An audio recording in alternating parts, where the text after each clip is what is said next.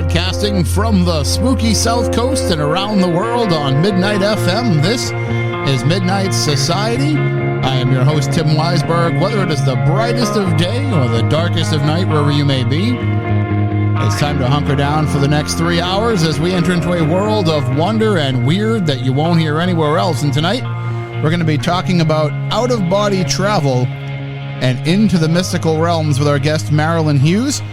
And I think you're really going to enjoy the discussion and learning about what she has to teach us.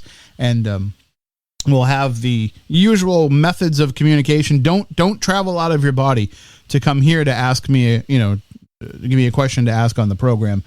Instead, it'd be better if you sent it via email or put it in the Midnight Society Facebook group. That's tim@midnight.fm or the Midnight Society with Tim Weisburg on Facebook or on Twitter using the hashtag MidnightFM. Or if you remember, you can put it in our Discord server in the Midnight Society channel. You don't want to come here tonight anyway because the temperature is dipping down and it's going to be 5 to 10 below zero with the wind chill for both tonight and tomorrow night. So you don't really want to travel here. If you're going to travel out of your body, go somewhere better than how cold it will be here for the next couple of days. And then they're saying that Monday and Tuesday we could have some kind of snowstorm event too. So I will keep you up to date with that. Make sure that that doesn't knock us off the air in any way. As you know, if there's no power, there's no internet, there's no show. So I always just warn everybody ahead of time so that if something happens and we're not on the air, you'll know why. Hopefully, though, that doesn't happen because we've been doing, I don't want to say very well so far this year. We had a couple of storms where one time we were knocked off the air and another time we just made it. So, it's been a storm season here, so we'll see what happens. But I will definitely keep you up to date. And if anything happens, I'll at least be able to squeeze out a tweet or a Facebook post to let you know. All right, well, let's not waste any more time. Let's get right into tonight's discussion because we have a lot to discuss with our guest tonight. Marilynn Hughes founded the Out-of-Body Travel Foundation in 2003 with its mission to reduce spiritual and physical hunger worldwide. She has written 102 books, including the first and only English-language encyclopedia of ancient sacred texts, 40 magazines, and 18 CDs on out-of-body travel and comparative religious mysticism. She has experienced, researched, written, and taught about out-of-body travel and mysticism since 1987 and has appeared on innumerable radio and television programs to discuss her thousands of out-of-body experiences. And she joins us here again on the program. Good evening, Marilynn. How are you? I'm great. How are you, Tim? I'm doing well. I do want to ask, though, with all of those media appearances, did you have to be there physically in person, or did you just travel out of body to get there? No, that's a bad joke. Oh, mostly out of body. Well, just kidding as well. But it's interesting that, when you look at how prolific of a writer that you have been, and when you look at how much you have been discussing this over all this time, the fact that stands out to me is nobody would dedicate their lives that much to something, and there certainly wouldn't be an audience to consume it if there wasn't something to it. And so right off the bat, to me, the first question that I have in all of this is this something everybody can do? I think that, for the most part, it is something that most people can definitely explore. There are exceptions to everything. And, so there are some people who either maybe shouldn't, and there are a lot of reasons for that,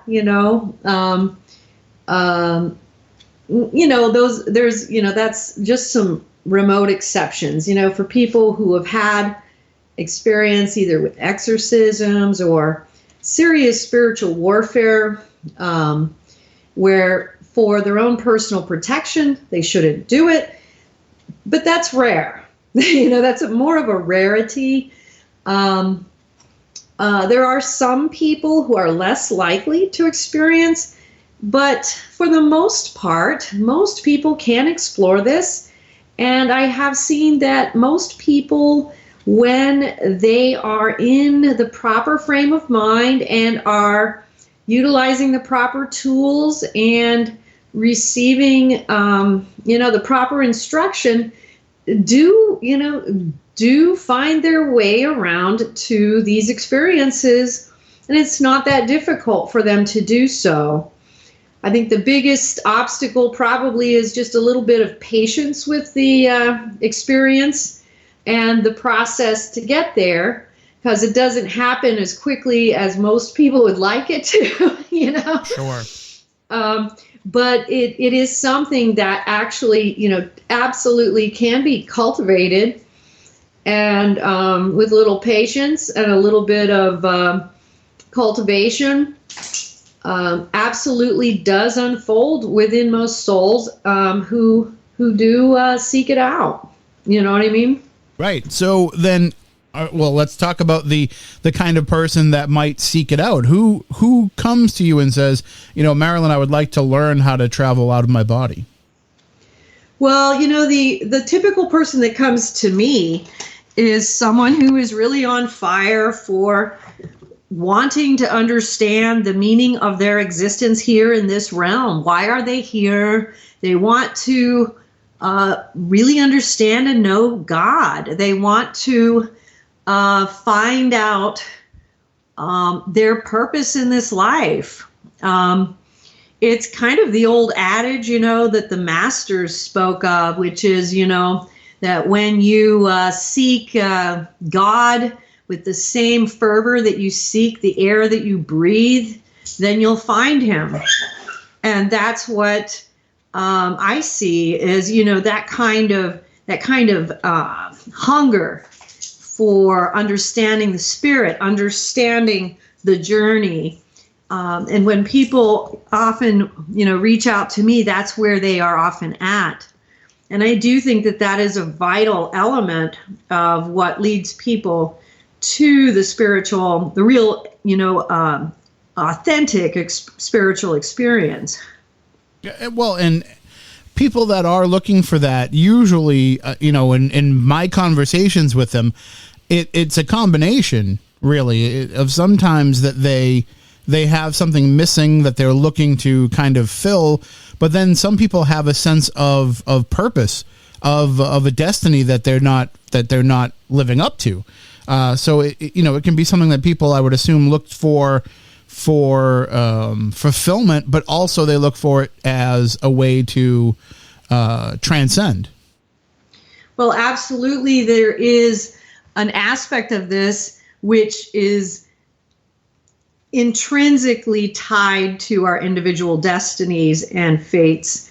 And when people come to me, they are often looking for that personal fulfillment of what it is that they have come here to do. And it may be the passion and the fire of discovering the personal purpose, the personal, you know, what did they actually incarnate here to do, whether it is an artistic mission, a scientific mission, you know, their vocation in life. Most people really have that desire, you know, embedded within their soul.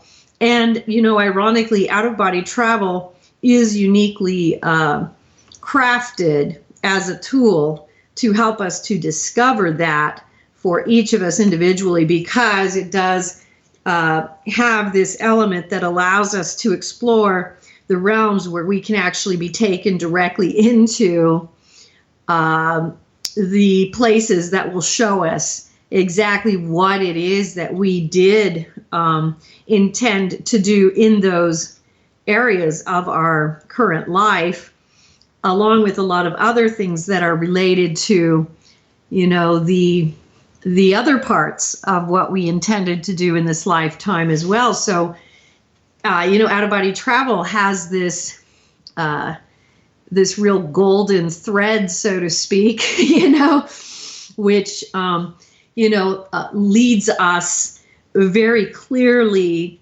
through to our purpose in this life in many elements, not just the one. And this is part of the reason why I think there is so much passion and fire. And, you know, you started this discussion about, you know, the thousands of experiences and the fervor with which I've pushed to continue.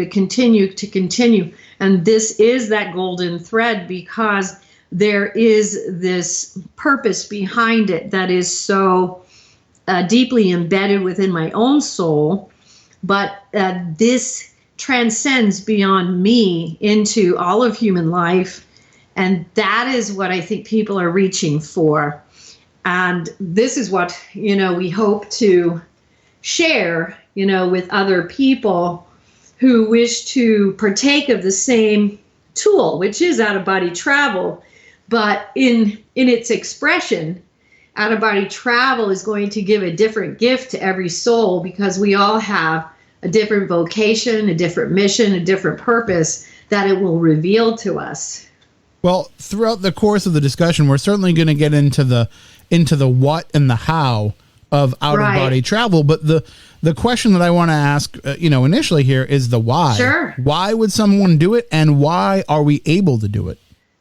Well, why we would do it is because, well, first of all, we do it because it actually is a natural thing that we are doing regardless of whether we are conscious of it or not.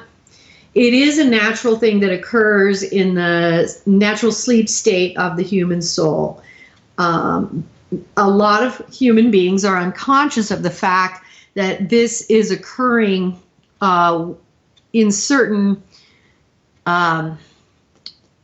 sleep states. When you start having these experiences in the out-of-body travel states, you're shown how much activity goes on during the night phases in the human development with the angelic hierarchy. There is a huge amount of angelic interaction and intervention with all of us that goes on, which is not necessarily known, or we're not necessarily aware of it. It's unconscious, subconscious activity. And so it is going on whether we're aware of it or not. So first of all, it's happening anyway. But as it comes to our conscious awareness, it's this awakening event that either comes slowly or comes suddenly, where all of a sudden we're like, oh my gosh, I really have this fire. I want to know all of a sudden. That's, the awakening that occurs within us at different points in our lives and the human journey. It happens because we're going from that sleepy state where we're not aware that all this is happening, but it's all of a sudden coming to consciousness. And it's coming to consciousness because it's almost like an egg that is about to hatch, where this necessity of that conscious awareness has become of necessity. It's become something that would be helpful in the spiritual evolution of that soul, to help the soul to then move further, quicken, make greater progress forward. So we do it because it is part of the progression. Now, there is a lot more to this, because what it is out-of-body travel is a tool. So it begins with some of the basic elements of we learn how to move in the spiritual spheres with just the basic things of moving through energy. But we quickly move into understanding energy. We start learning from teachers. We start learning about our own energetic pasts, our past lives, our own our own histories. We start learning about the things that our soul needs to overcome in this lifetime. We visit many spheres of existence, some that are profoundly beautiful, some that are more on the dark side, which show us the darker elements within ourselves that we need to purify or overcome. We go through these things and we learn things about our own soul and the souls of others, so that we can then purify and overcome a great many things, and become a lighter being, and our vibrations increase and increase and increase. And as we are doing these things, we are actually evolving through this realm, through this sphere, into a grander level of existence. One of the hardest things for human beings to understand is that knowledge is vibration. It's not information. And so one of the things that happens in the out-of-body travel state is that we are constantly going through these vibrational raisings. And what these vibrational raisings are doing is helping us to shed old understandings, lower vibrations, and take on higher vibrations and higher understandings. And every one of these types of shifts is bringing our soul into an actual higher existence.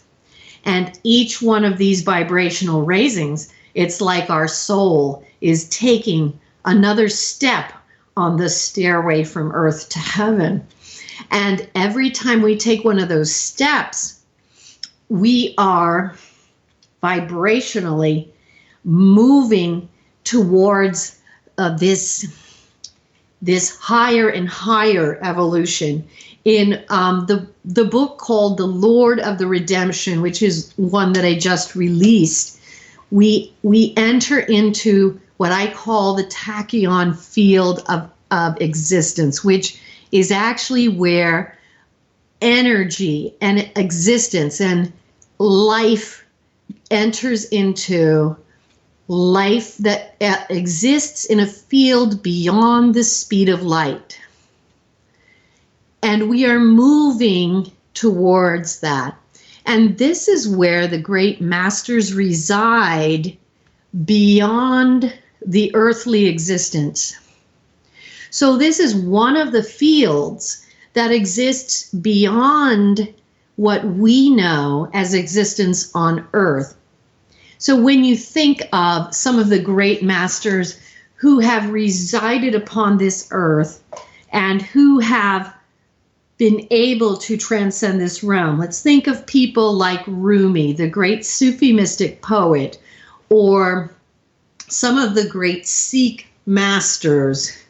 We think of Christ, we think of the Buddha, we think of Avalokiteshvara, we think of many, many, many of these great masters. Where do they seek to go when they leave this earthly realm? They are moving into a field that goes beyond our earthly existence. And that field begins in the field that starts beyond the field of the speed of light. It's beyond the speed of light. It's a tachyon existence. It is something that is so hard to even put into words. I obviously struggle to even express what it is like. But that is where they begin after this existence. And if you could see what I'm doing here, you would see that I'm actually trying to show you with my hands, that this place that they are is, my one hand is like really high up in the air across the room over here, which is where they begin. And we're over here. This is our earthly existence. But every time that we accept this vibrational thrust where we are allowing a lower vibrational understanding to fall away, a higher vibrational understanding to take hold, and we take a step on this stairway from earth to heaven, we are moving towards that field. And that's what we are doing when we are experiencing out-of-body travel. Now, people hear about the vibrational experience in out-of-body travel and how when you have an out-of-body experience, you enter into the vibrational experience, and that at some point you'll go through a vibrational raising. Most people have heard of this, and a lot of people have experienced this. That's what this is about. It is about much, much more than most people realize. It is about exactly this. This is a mechanism of the eternal that is actually trying to pinpoint your soul and literally focus your light directly where it needs to go. It is brilliant in its efficacy. Now, when you are trying to raise your vibrations, is it a matter of just, shedding yourself out of what you're stuck to on this plane of existence, or are there forces that are actively trying to keep you from being able to transcend like this? It's a great question, because both are true. And then there are other factors that also play into that. So you absolutely have other factors that play into trying to hold souls back. And that would be dark forces or contaminated forces or just delusional thinking from others or from ourselves. And it is our own limited thinking. The biggest obstacle that we all face is our own false views. In Buddhism, they talk about false views. And there are a lot of different words that are used to describe it, but it really comes back to our false views. And especially like when you look at this in the world today, it is actually almost considered a virtue to be very attached to our own views. And in any spiritual path, whether it was Christian or Buddhist or Islamic or Jewish, any of the mystical paths in the ancient traditions, it was always considered a fetter to be attached to your own view. Why was this so? It was so because if you are attached to your own view, then you are unable to discern whether or not those views are actually true or something that is holding you back. And so we are living now in a society where being attached to your own views is almost akin to a virtue. Yeah. And so this idea that being attached to your own view is a virtue is actually something that could profoundly be holding a lot of people back, because it is not giving them room to actually go through a proper spiritual discernment practice of really re-examining the views that they are holding that could be an impediment to them to actually achieving a higher thrust of energy. The spiritual path is all about energy. I'm just going to hold you right there because we're up against our first break, but we'll pick that up on the other side, and we'll continue on with our discussion with Marilynn Hughes. Don't go anywhere. More Midnight Society coming your way here on Midnight FM.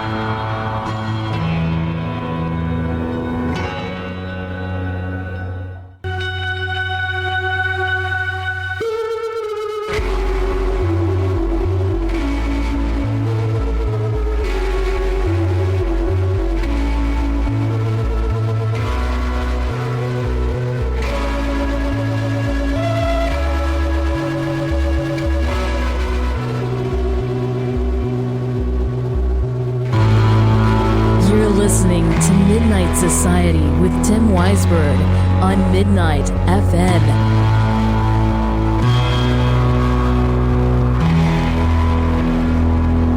Welcome back.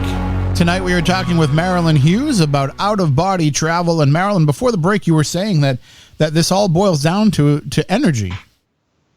Yes, it absolutely does. We don't realize that the experience of out-of-body travel, the experience of everything that we do spiritually, really is about increasing our vibration, because of the fact that knowledge is vibration. And so it is all about energy.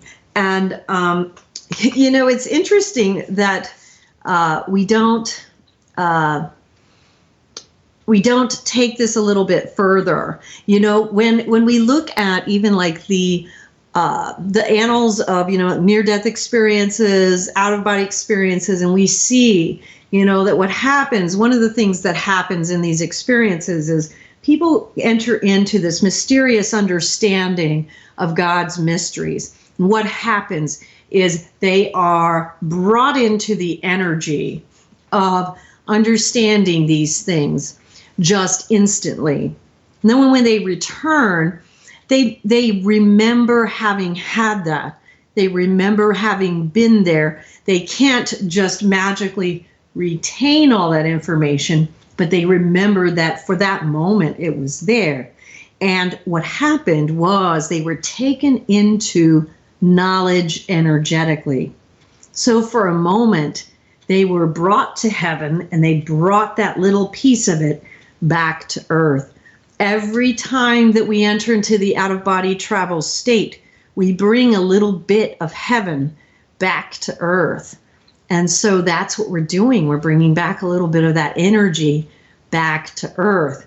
We're bringing a little bit of that pattern back into this pattern below. We're making the potential of that which is higher come back into this which is lower.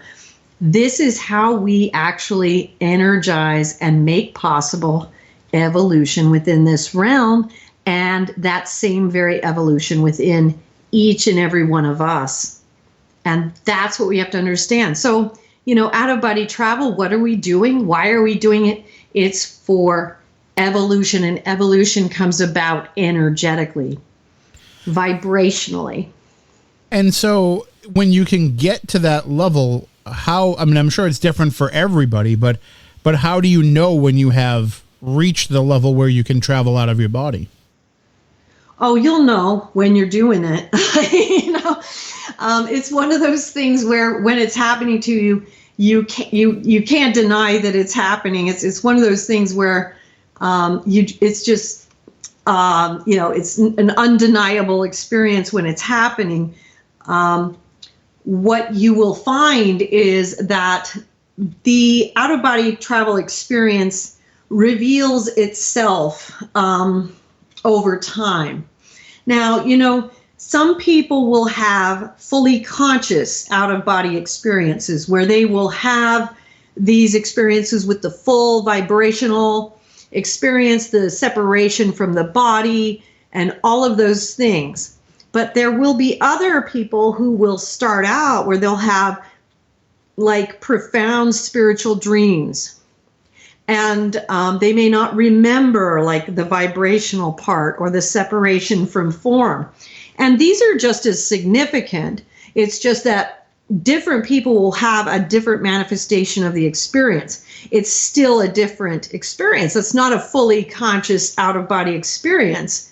But if they are being instructed, that is extremely valuable. And so it's important that people know to, write these kinds of things down, write down the instruction, because this is all leading to the fully conscious experience, but it is also in and of itself very valid and important because it is instructional. And, just to mention as well, we've talked about the stairway from earth to heaven. We just released a film called The Stairway from Earth to Heaven. You can check that out at our website, outofbodytravel.org. You can go to our YouTube channel as well from there. And we released a book called Dialogues with a Mystic 2, which will explain what I'm talking about right now in a lot of detail about how do you know the difference between these spiritual dreams and how do these spiritual dreams actually lead to a fully conscious out-of-body experience, and how do you know the difference, and what are the different processes that occur when a soul is moving through the initiations and the actual purifications that a soul will go through as they are being prepared for that experience. And you know what we were speaking about in the first segment, you can really dig deeply in the new release, the book called The Lord of the Redemption, which really explores those tachyon fields, there is so much to learn from out-of-body travel. I often tell people it really is the key to everything. People think I'm exaggerating, but I'm not.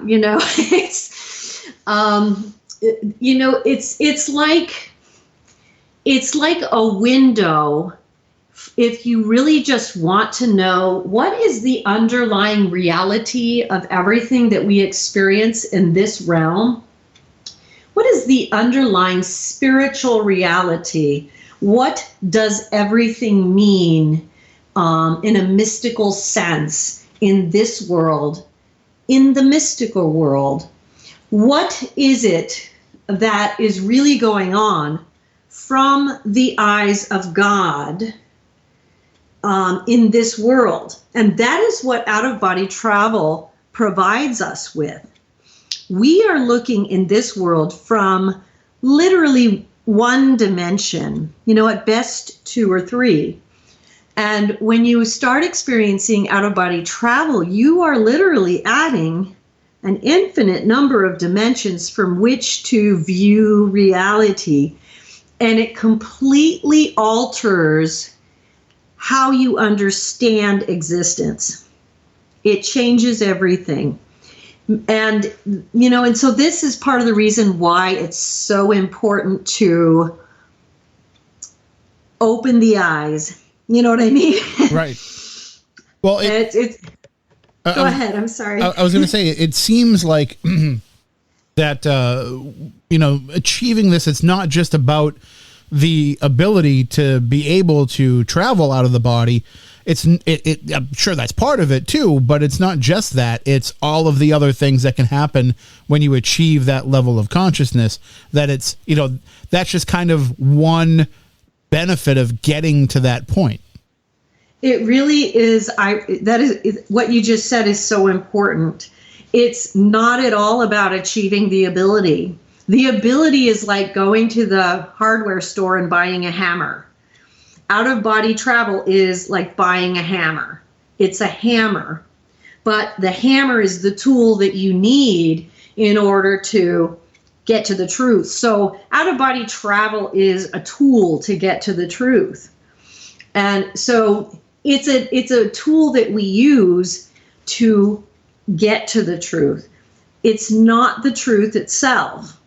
It's just a way, a means where we can travel these other realms, these other spheres, and actually learn what the truth is. And so out-of-body travel is, it's like a highway. I guess it's really not even a highway. It's a mode of travel where we are able to begin to assess how things are, because we really have to take in a lot of information. We start small, we learn about, third, fourth, fifth dimensional type reality, but then we have to start taking in many multidimensional understandings because it's much more multifaceted than what our typical third dimensional understanding is. We don't understand really how really limited our understanding is here on Earth. And so I guess what I would say is it's going to be something that's going to take a great deal of time in order to actually take in all that is out there to learn. You're not going to understand everything by having one out-of-body experience. That's going to be basically nothing, Right. You're going to be, you're going to literally be just starting something that will take years and years and years. And, I'm 30 some years into this, and there will always be more to discover. There is an infinite universe that lies before us. And our God and the creation that He has created is so vast and so grand that there will never be an end to it. And we will not understand it in this human form in its entirety. We will be lucky to understand a small portion of it.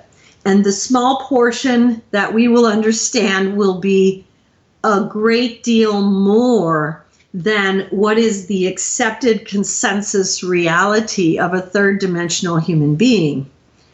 All of my books are available for free at the website at outofbodytravel.org. And one of the things that people can do is, you start with the mysteries of the redemption, and you go through in order and learn a lot about what is out there. A lot of people start having spontaneous experiences as they start reading. Even if you don't, though, you do start kind of like, it's kind of like creating a map for you of how vast is this universe that we live in. It gives you an idea of what to expect out there, how much more is out there than meets the human eye, and it helps you to understand what I'm talking about, because so many of us think of only, like maybe one dimension beyond this third earthly sphere. And I'm talking about, an infinite number. So I'm not talking about one, I'm not talking about 2 or 10 or 20 or 100. I'm talking about uncountable existences beyond ours. But and go ahead. I was going to say, are there intentional limitations too? Like, is there a cap on how far that we can get in this level of existence? Well, what we do experience in the out-of-body travel state is, again, vibration determines who we are and where we can go. You'll find in the out-of-body experience that if you try to go to a sphere that is beyond your capability, we are required to go through, testing, and we have to qualify to go further. If you try to go further than you are qualified to go, it will feel like you are being crushed because the vibration of the place will be too high for you and you won't be able to go there. So literally there is a vibrational protection built into the universe. And so part of this, ironically, is you learn very quickly, it is for my best interests to continue to allow this vibrational raising process to always accelerate and to do everything within my own power to do those things which accelerate it and continue to bring this about in a forward motion rather than slow it down or keep it in the same place, because if I want to continue to go higher, then I have to do that because I know now that if I do not raise that vibration, then I get stuck.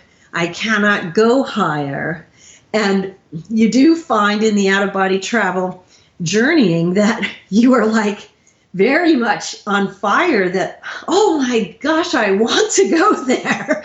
I want to become worthy to go there. So I will do what I must do to raise my vibration to become able and worthy to go there. And so there is this cultivation that we must go through, that we must perform. We have to go through this purification. The other film that was released was The Grand Phases of the Soul, which explains this process of purification, discrimination, discernment, and discipline, which is actually the hallmark, the foundation of the vibrational process that we all have to go through. And ironically, this is the actual process that was laid out by the monastics in the Buddhist tradition, and it is the same process that is in the Catholic mystical theology tradition. They just go by different names. And so these are ancient traditions. And what does this tell us? It tells us that this is nothing new. We all think that we know better, and we forget that there have been many, many souls who have come before us who did know better. Many souls who did find the way. They did find the golden key to what was it that had to happen. What did they have to do to transcend this realm, to overcome this realm, and to master this realm, and to be an overcomer and a never returner. We have many of those masters from every world religion and every tradition, every culture, and all around the world, and from every age, everywhere. And we have many of those. They're recorded in ancient sacred texts throughout the world. And we have found that they left their secrets and their keys in the last words that they wrote before they passed from this realm, ironically, into those beautiful tachyon fields, beyond the fields, beyond the speeds of light. And so what we find is when we are working on this process of raising our own vibrations, allowing the angelic hierarchies to work with us to bring our vibrations higher, to help us to be able to go to higher and higher spheres. The writings in these ancient sacred texts are actually huge helpers along the way to help to bring the knowledge that is contained in their vibration into our own spiritual bodies to accelerate our own personal journey. Now, we've touched upon this a little bit, but obviously, the why is probably more important from the way that it sounds about the where, but where can people travel when they travel out of their body? Everywhere. Everywhere, nowhere.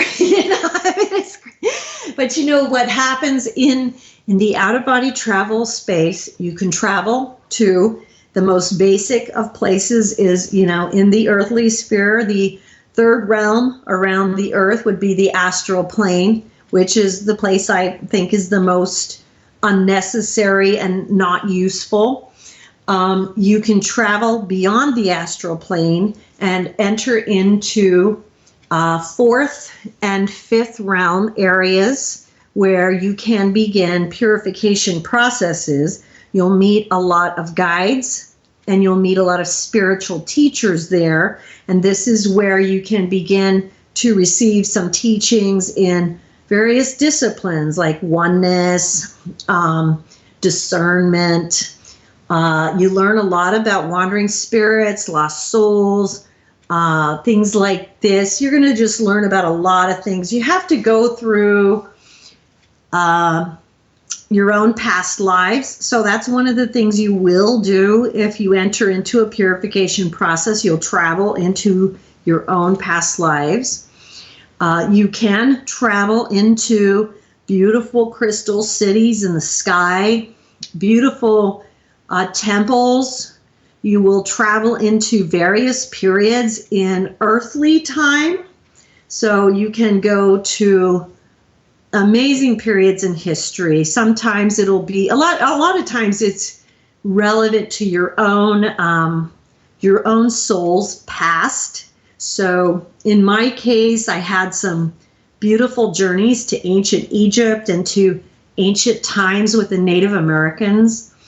A lot of people, it will be related to your own past. So, it can be, Aboriginal, it can be Africa, it can be European. It just depends on what your soul has the cells that are drawn to. Greek, I had some with the Greeks. So it has a lot of that kind of pull, whatever your soul pulls to. So you'll have that. You will also be drawn to various star systems. One of the things that occurs in the out-of-body travel states is that people are not aware that the galactic heavens are very populated. In the afterlife worlds, the stars, the galaxies, the heavens are very dimensionally populated. That means fifth dimensionally and above. And people talk about interdimensional beings. This is partly what they're talking about. So you have fifth dimensional and above beings. In in heaven itself, you have not only beings from Earth, but you have extraterrestrial souls there as well. But you also have, you have a lot of places in the heavens and on the planets. Many of the planets in our own solar system, but planets in other solar systems, galaxies, suns, and other things, they are inhabited in various multi-dimensional ways. So though they may not be inhabited in a physical manner like we would understand, in the out-of-body travel state, you'll see that they're teeming with life, spiritual life in the galactic heavens. It's very, very cool. You'll see the ascended masters in the heavens. Babaji is known to fly through the stars. I painted him once because I saw him shooting through the stars. He's beautiful. And there is a temple that the ascended masters have up in the heavens. And they are very, very secretive. You have to have very special permission to enter their temple for very special purposes. But they are there and they float in the heavens. There are many of the initiation temples that are scattered around the heavens and on earth in the etheric realms. There are also lower realms, but I'll save that for another time. Well, I was going to say we can probably get into some of that, but we do have to take our next break. So Sure. we'll do that now. And when we come back on the other side, we will continue with our guest, Marilynn Hughes. If you want to find out more about her during the break, or if you want to get some of her books, some of the DVDs, the things she's been talking about here on the program, it's all right there for you at midnight.fm. We make it nice and easy for you, all linked up right there under her photo. So all you have to do is go to midnight.fm. You'll see her there. Click on that, and that will bring you over to all the links that you need in order to find out about her, to be able to go to her website, all of that. Nice and easy, all one spot. We'll be back with more Midnight Society in just a moment on Midnight FM.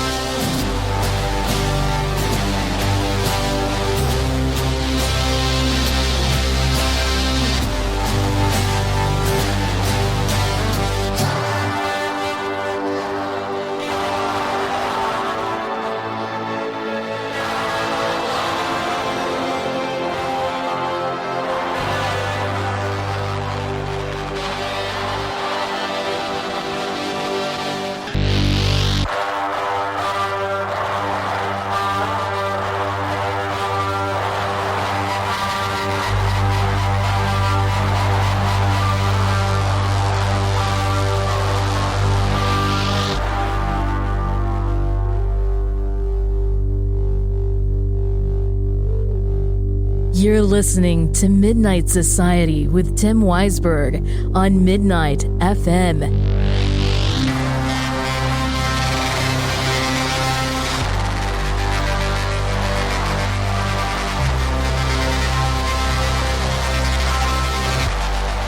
Welcome back. Tonight we're talking about out-of-body travel with our guest, Marilynn Hughes, and we'll take your questions, your comments, your thoughts. You can send them along, tim@midnight.fm. You can post them in the Midnight Society Facebook group. You can put them on Twitter using the hashtag MidnightFM, or you can put them in our Midnight Society channel in the Midnight FM server on Discord, if you remember over there. And I will start off before we get into some other things. A question did come in from Glennie, and I want to make sure that I ask the question before I forget. So, Marilynn, the question from Glennie comes in. Your thoughts on low vibrations and lower vibrational entities. It kind of ties into what you were saying a little bit before the break there. Oh, sure. You do have to be careful about that. It's not a specific enough question to know exactly what he's getting at, but you do have to be careful about that. Low vibrational things can really throw us off course. They can distract us. They can get us turned in the wrong direction. If you're talking about one that is maybe attached to your home, that can be a real problem in the sense, we always want to make sure we do everything that we can to cleanse, purify, and make holy the space that we live in as much as we possibly can. So if there's a low vibrational energy or entity attached to our home, we want to do everything we can to get our home blessed by a priest, do a blessing ourselves, get holy water, and make sure you're doing the blessings at the four corners of the property. Do the Father, Son, and the Holy Spirit around the home. You can use holy salt as well. Make sure you have crucifixes around the house. There's other things. You want to use whatever your own tradition recommends. So we use the things that make us feel like we're creating a peaceful, holy vibration. Even when you're talking about just the space where you do your own spiritual practices, you want to make that place beautiful, holy, and peaceful. If you're talking about low vibrations, like in your work environment, everybody often has either someone or a situation in their work environment that can be a negative, influence. And yes, those can be something that can interfere and be disruptive in your spiritual life. And so you've got to develop a strong prayer life to kind of combat against that energy, to put up like a barrier to help keep it from being too intrusive into your own world. There are a lot of ways that a low vibration energy could be affecting, but feel free to be more specific, Glennie. I'd love to help out if any of those examples are not what you're referring to. Well, he says he asked to ask you if you believe in demons or if they're just what we would call low vibration, and if there is a difference between them. Oh, absolutely. There are demonic forces. We have both. We have dark entities, which are humans, as well as dark energies that come from other types of living beings, whether they're from other worlds or other sources. But we also have absolutely demonic forces, and my books talk a lot about this. Spiritual warfare is real. The battles of principalities and powers of good and evil are an absolutely real problem in this world. And my work talks a lot about this because it is a very important part of the out-of-body experience. In discerning our purification path forward, we have to learn a great deal about this in order to make progress forward, because the purification path itself is really learning to discern between good and evil. And because evil is not just a concept, it's actually a force, it becomes even more important. So in the out-of-body travel experience, you are going to come face to face with evil, not as a thought or a concept, but as an actual force, an energy. For those who are called into spiritual warfare, it's a force that wants to completely destroy you and take you down. So very relevant, very real, very serious, and Glennie, if you are dealing with anything like that, I have some books. One is called Spiritual Warfare, Angels and Demons. It's in the Mystical Knowledge series.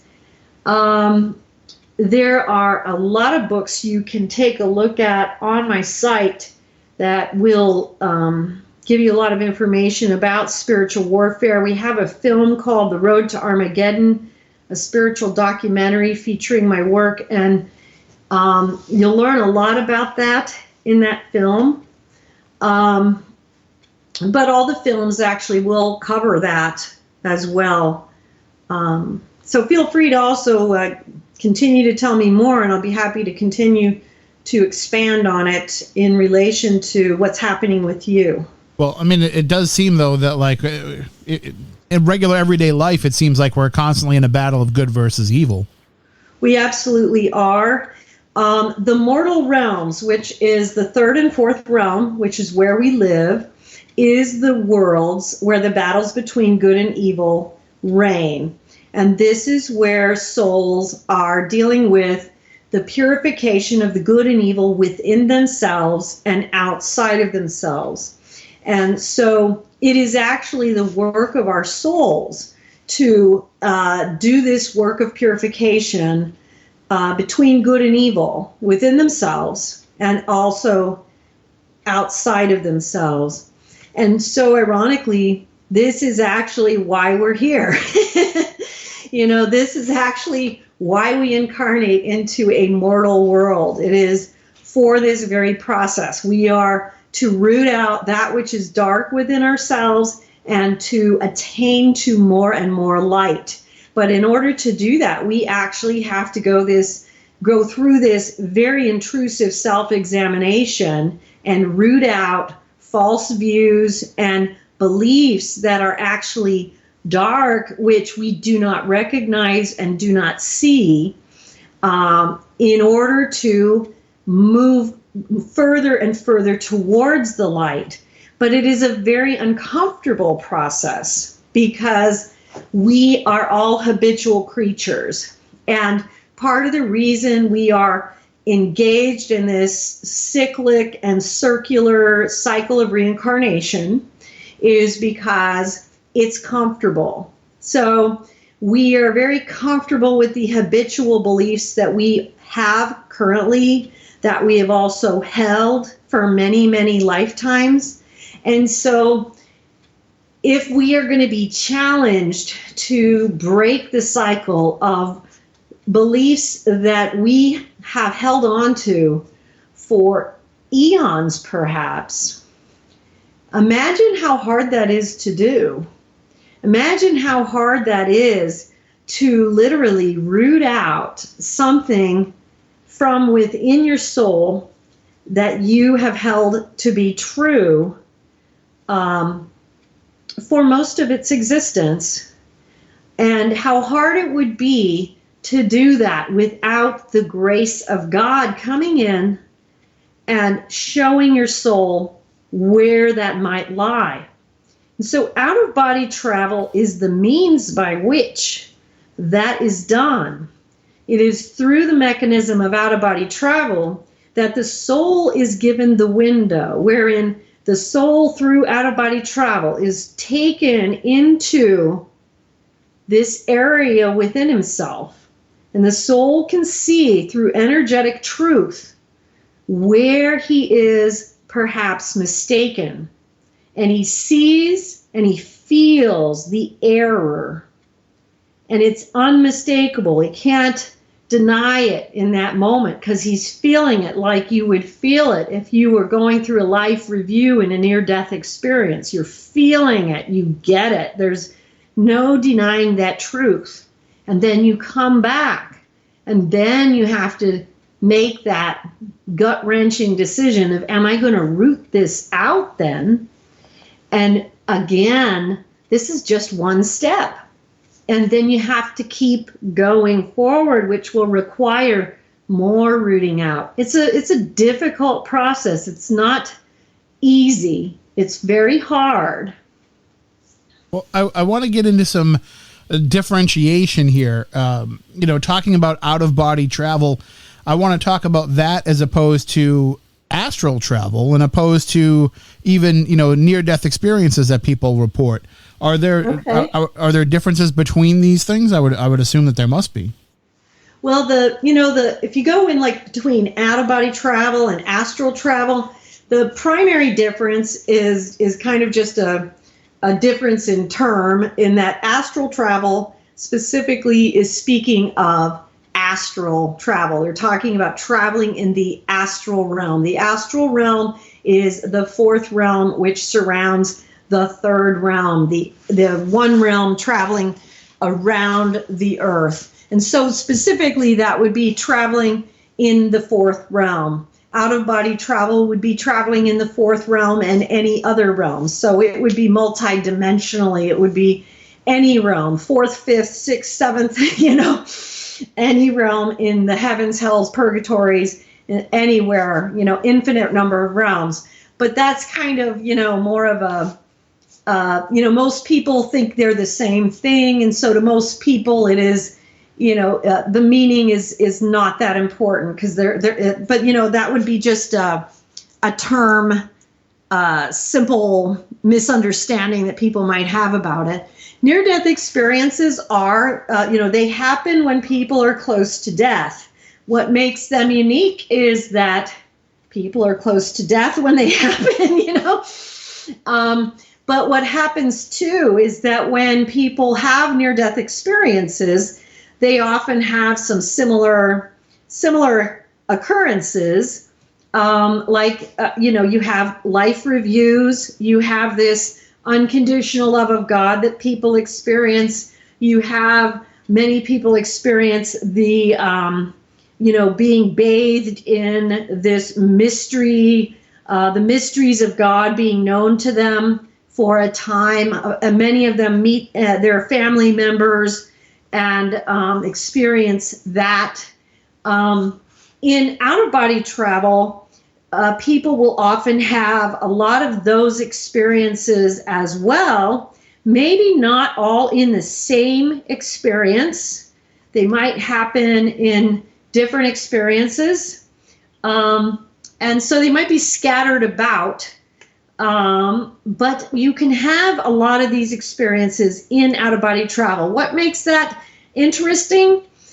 What makes it interesting is that it shows us that people can have some of the benefits of the near-death experience through out-of-body travel and therefore not have to be at the point of death to have some of those benefits that the near-death experience gives us. So, the really prime benefits we see with the near-death experience are, first of all, people lose their fear of death.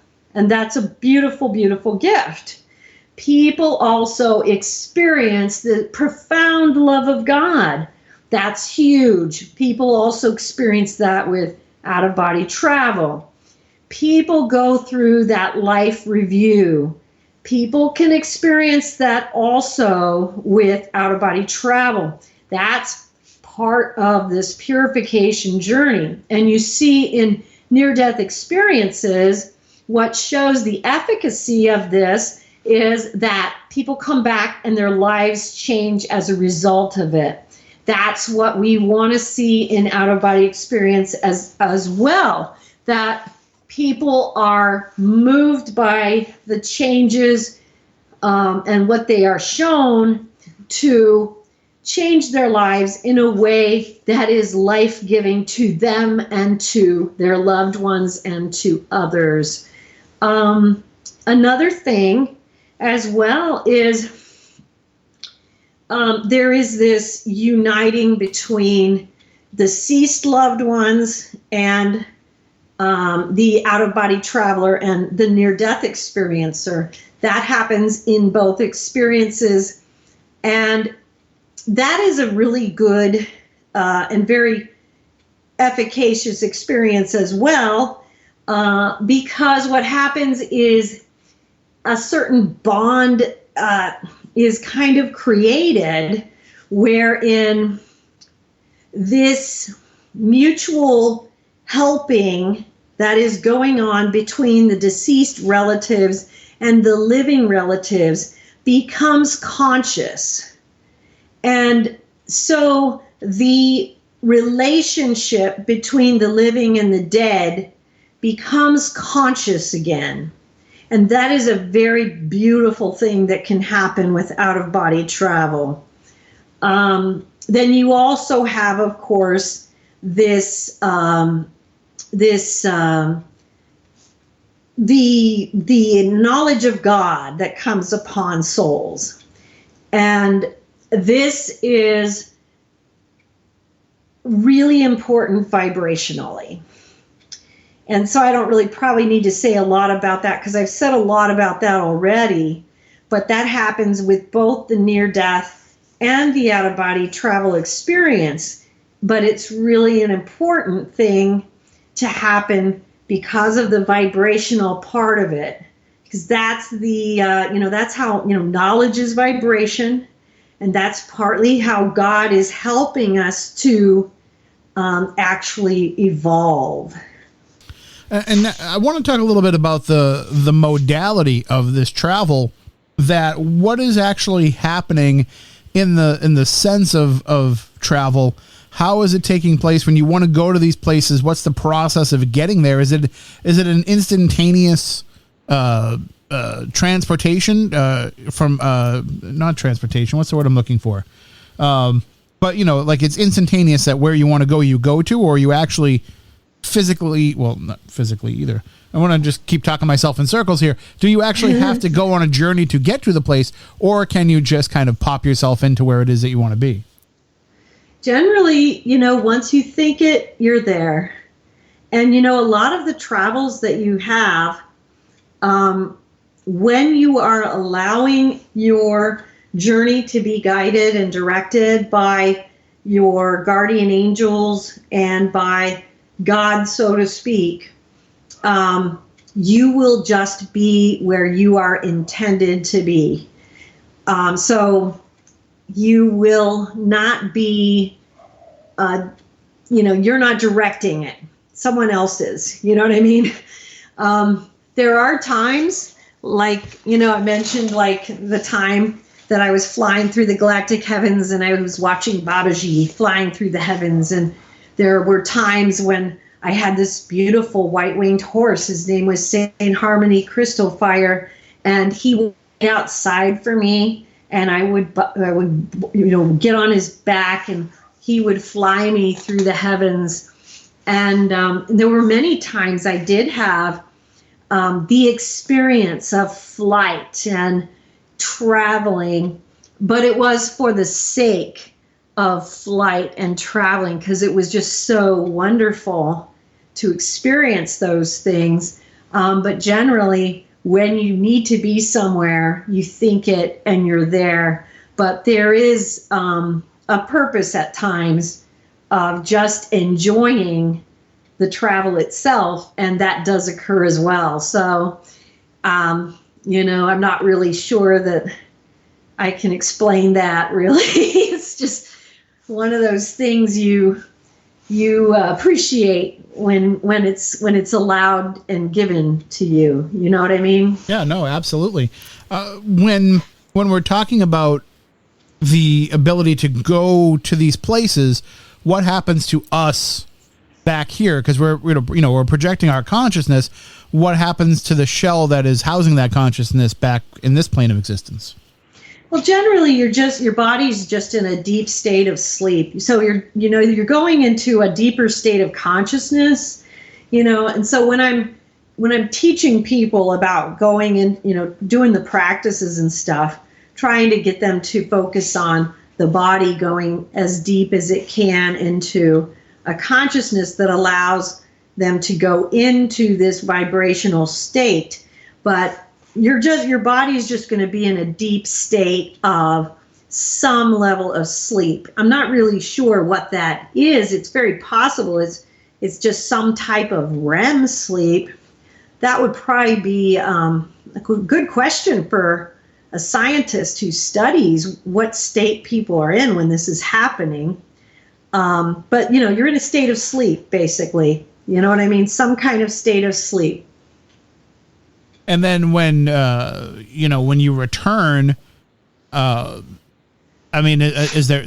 I would assume that even the first journey is enough to, when you come back, that you're a changed person as a result of that. Oh, absolutely. You are so changed, because the first time you have it where it's totally conscious, you are, first of all, the first time it happens, you oftentimes you're a little shaken, because you first have to wonder, are you dying? You know what I mean? Because you've left your body, and you're not sure if that means you have left your body and died. You know what I mean? So the first time it happens, you have all that kind of stuff that you wonder about, and then you go back and all the things that happen with that, which is, okay, now you know for sure you have a spirit. You have, even though I always believed those things anyway, all those things are absolutely clear. You know what I mean? So there's a lot of those things that immediately come to mind. It's just such a powerful experience. I remember the first time for me, I lifted up my arm, and instead of my arm lifting, my light arm lifted up out of my arm, and I saw my light arm lifting out of my arm, and it was beautiful, and it was shocking at the same time. I mean, this was 30 years ago, probably 33 years ago now. And then I rolled out, and, looking at your body on the bed and seeing your light body vibrating, and then, struggling to move in your light body because it moves differently than your physical body, and all those little details. It was very powerful, and you feel that vibration. It's very powerful. It's very loud. The vibration on the astral plane is loud. The powerfulness of the vibration usually shocks people. It certainly did me and everyone I've ever talked to. It's very powerful because your spiritual body vibrates at a much higher rate of speed than your physical body. So when you first come in contact with the vibration, you're very much taken aback by it. And then, this process where you're going through vibrational raisings as you continue is sometimes a bit disconcerting, because it's already much higher than your physical body, and then they're trying to raise it. And so it is very powerful what they do. You get used to it over time, but at first it's a little disconcerting because it's so intense. But it's helpful even just to know that, because a lot of people have told me it really helps them just to know that, because when it starts happening, they're like, I remember you said that. And when it started happening, it was like, oh, that's what this is. It's okay, Right. Well, we're going to take our next break here. When we come back on the other side, we'll continue talking about out-of-body travel and a whole bunch of other things with our guest tonight, Marilynn Hughes. And you can submit any questions that you have in all of the usual ways. Don't forget, tomorrow night is our show with Stormy Daniels and Justin from Spooky Babes. We're going to be talking with Stormy about her paranormal career, her paranormal experiences that she's had throughout her life, and her recent discovery that she is a medium. So it should be a really interesting discussion tomorrow night with Stormy Daniels. You know her name from the headlines, but we're going to get her paranormal story tomorrow night here on Midnight Society. But still plenty to come with Marilynn Hughes when we return with more Midnight Society on Midnight FM.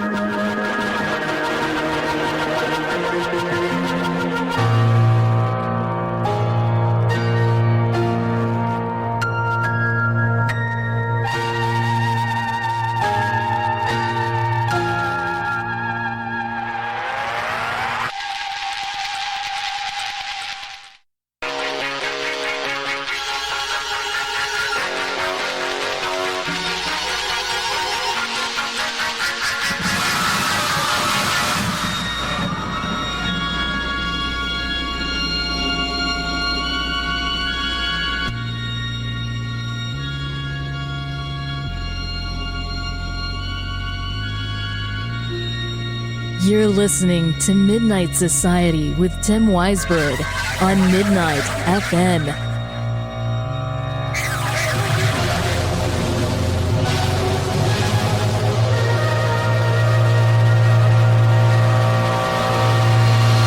Welcome back here on Midnight Society on Midnight FM. Tonight we're talking with Marilynn Hughes about out-of-body travel and into the mystical realms. And, you know, we were talking about being able to travel out of the body, Marilynn, and I have a question that kind of popped into my mind a little bit as I was envisioning some of that. You know, because we're changing the level of consciousness of who we are in doing this, can we see and encounter other beings and other entities that we wouldn't normally see when we're able to achieve this?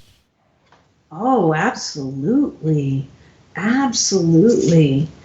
The journey begins with some of the most basic of teachers. You know, my first teacher was Emmanuel, who was a teacher who taught me of oneness. My second was Kutahe, who began the teachings on discernment. Beyond that, that was 34 years ago. I have had teachers of many, many different grades. I've seen the Buddha, the Christ, Avalokiteshvara, many of the prophets, saints, mystics, sages, and ascetics.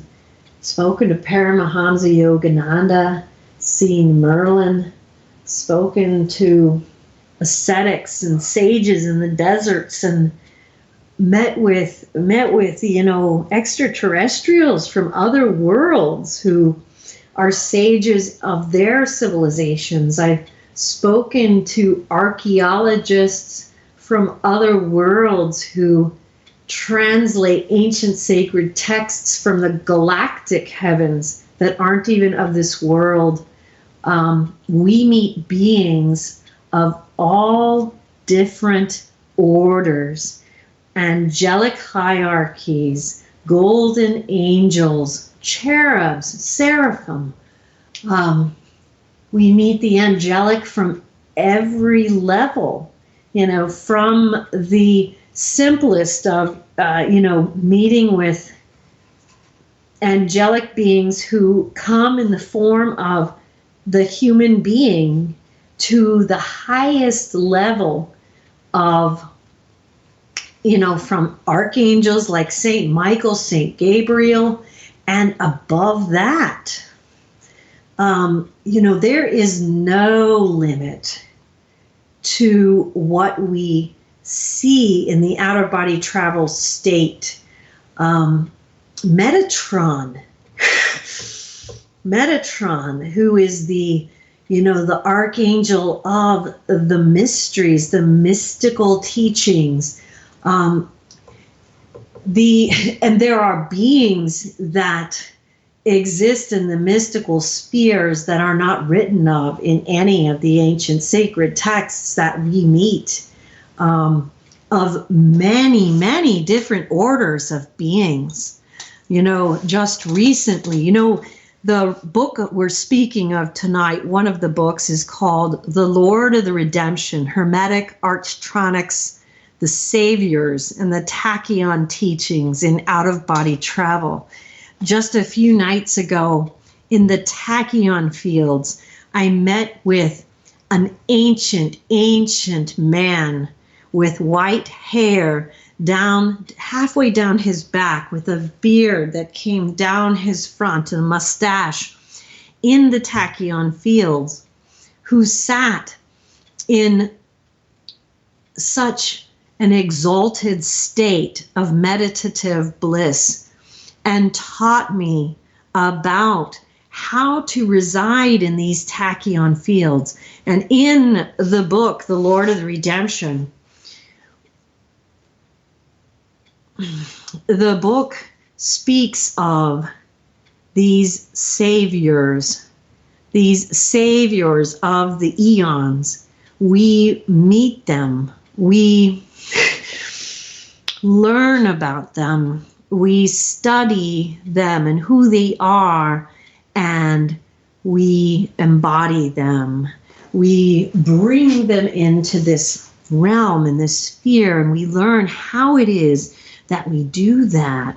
That is such a good question, because of course we do. Of course we do. We begin from the very beginning. We begin to meet with these higher beings who come to teach us, and that is a continual presence with us, and it is something that is ever changing and ever anew. And why is that? It is because we are always being taught new things. And as we move through one body of knowledge, we are then handed to yet another teacher, another master, who will then take us through another body of knowledge. And so, 33 years ago, I met with my first teacher. And in the last 33 years, I can't even count how many teachers I've had. They're innumerable. We have so many, but it's not just the teachers, it's the elemental beings, it is the angelic hierarchies, it is the masters in the spheres, it is the ancient ones, it is the saints, it is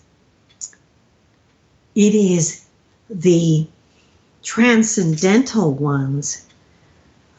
There are always more.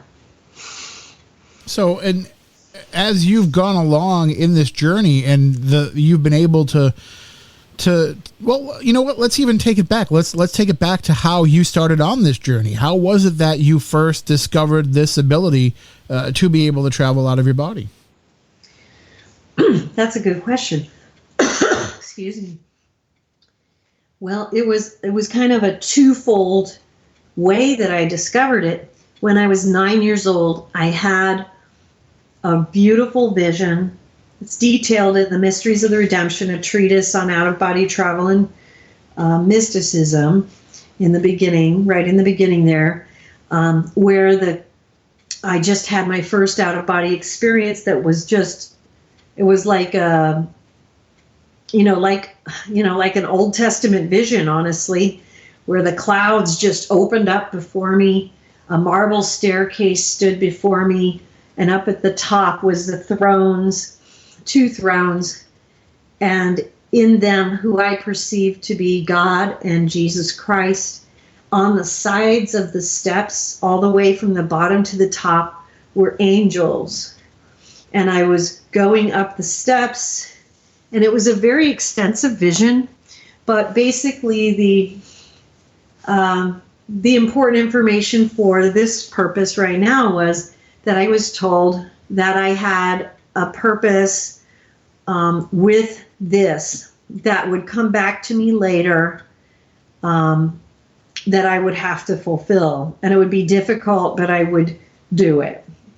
And so then when I was 22, I had my first spontaneous, unexpected, fully conscious out-of-body experience. And I just started journaling them. And it just started happening. And as I journaled them, I realized that there was more to them than met the eye. And I was, very much led by the experiences as to what needed to be done with it. So, and then how long did it take for you to have all of the realizations that you have now? Was it something that was, incremental along the journey, or did you start to gain a lot of perspective very early on? Everything is incremental. And, this particular, this book was just released literally a week ago. And, the tachyon fields I just visited for the first time probably 2 months ago. And I'm, everything is incremental. The out-of-body travel journey is something where I have no idea where I will be 5 years from now or 2 years from now. You never know where God will take you next. What I found was that I was always taken very incrementally, but very consistently forward. And so I just continued forward and kind of did as I was instructed. And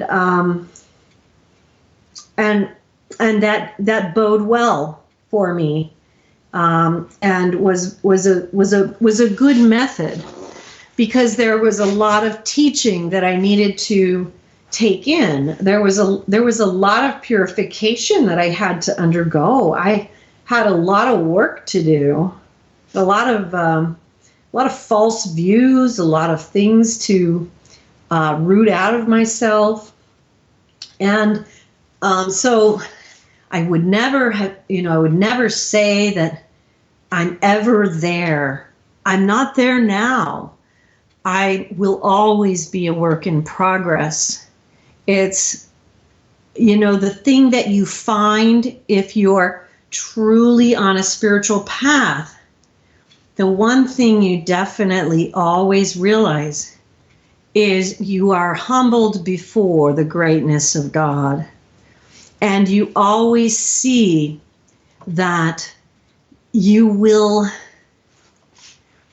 there's always going to be more for you to understand. We're not able to completely encompass that greatness. It's always going to be bigger than us. But that's part of the beauty of out-of-body travel, because we're able to see that, and it humbles us, but we're not, it's not something that overwhelms us or puts us off. We're okay with it.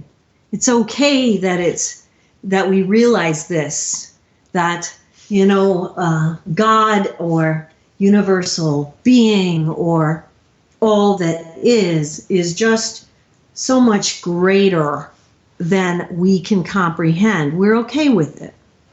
It's acceptable. There's a humility that is generated and cultivated within us that is very comfortable. It's a peaceful realization. We're very happy with it, knowing we'll always be a work in progress, and it's okay. Yeah, I find it interesting, that you said, you just achieved this new milestone just a couple of months ago, and that you are continuously learning, but I want to go back to what it was that you said that you got to experience. So you said you went through a tachyon field, and as far as I know, tachyons are even, hypothetical at this point, scientifically speaking. Well, what we consider hypothetical isn't really relevant to what is, I guess. The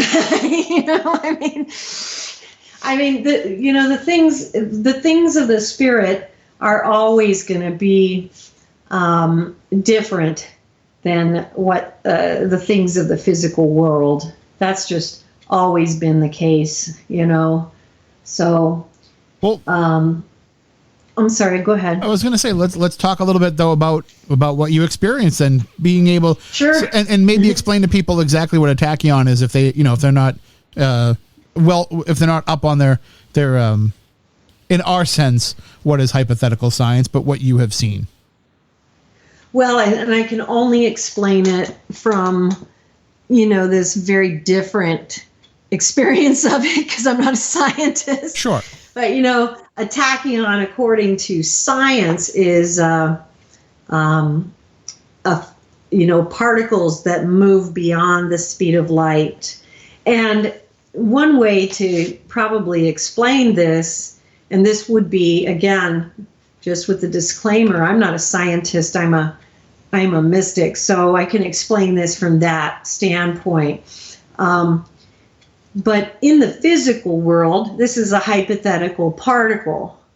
But, we have to always understand, just like what I explained earlier, in the mystical spheres, the galactic heavens are populated in fifth dimensional and above worlds. So we have to understand that even if a tachyon particle, whether it exists in a physical sphere or not, does not necessarily apply to a tachyon particle existing in a fifth dimensional or above world. So in the mystical sphere, the way that I experienced this, it is like a boundary line. It's almost like this holy border that is so hard to describe. It was this holy border, and it was a field of being. And it was a field of being that the great masters crossed into when they left this world. And they were the ones who took me in. And as I said, I was allowed to come back in a few days ago again. And when you go in this place, it's just so hard to put into words. This is a place where you are beyond things like bliss or ecstasy or samadhi or any of those types of even what you would consider worldly spiritual attainments. Ecstasy, samadhi, nirvana, it's beyond that. It's beyond beautiful. It's not beautiful. There isn't a word for it. It was the next phase. And to be there was an honor and a wonder. An honor and a wonder. And it was also shown to me as a place of pure adoration. We sat in adoration of God, and we sat in this field of this tachyon field of adoration. And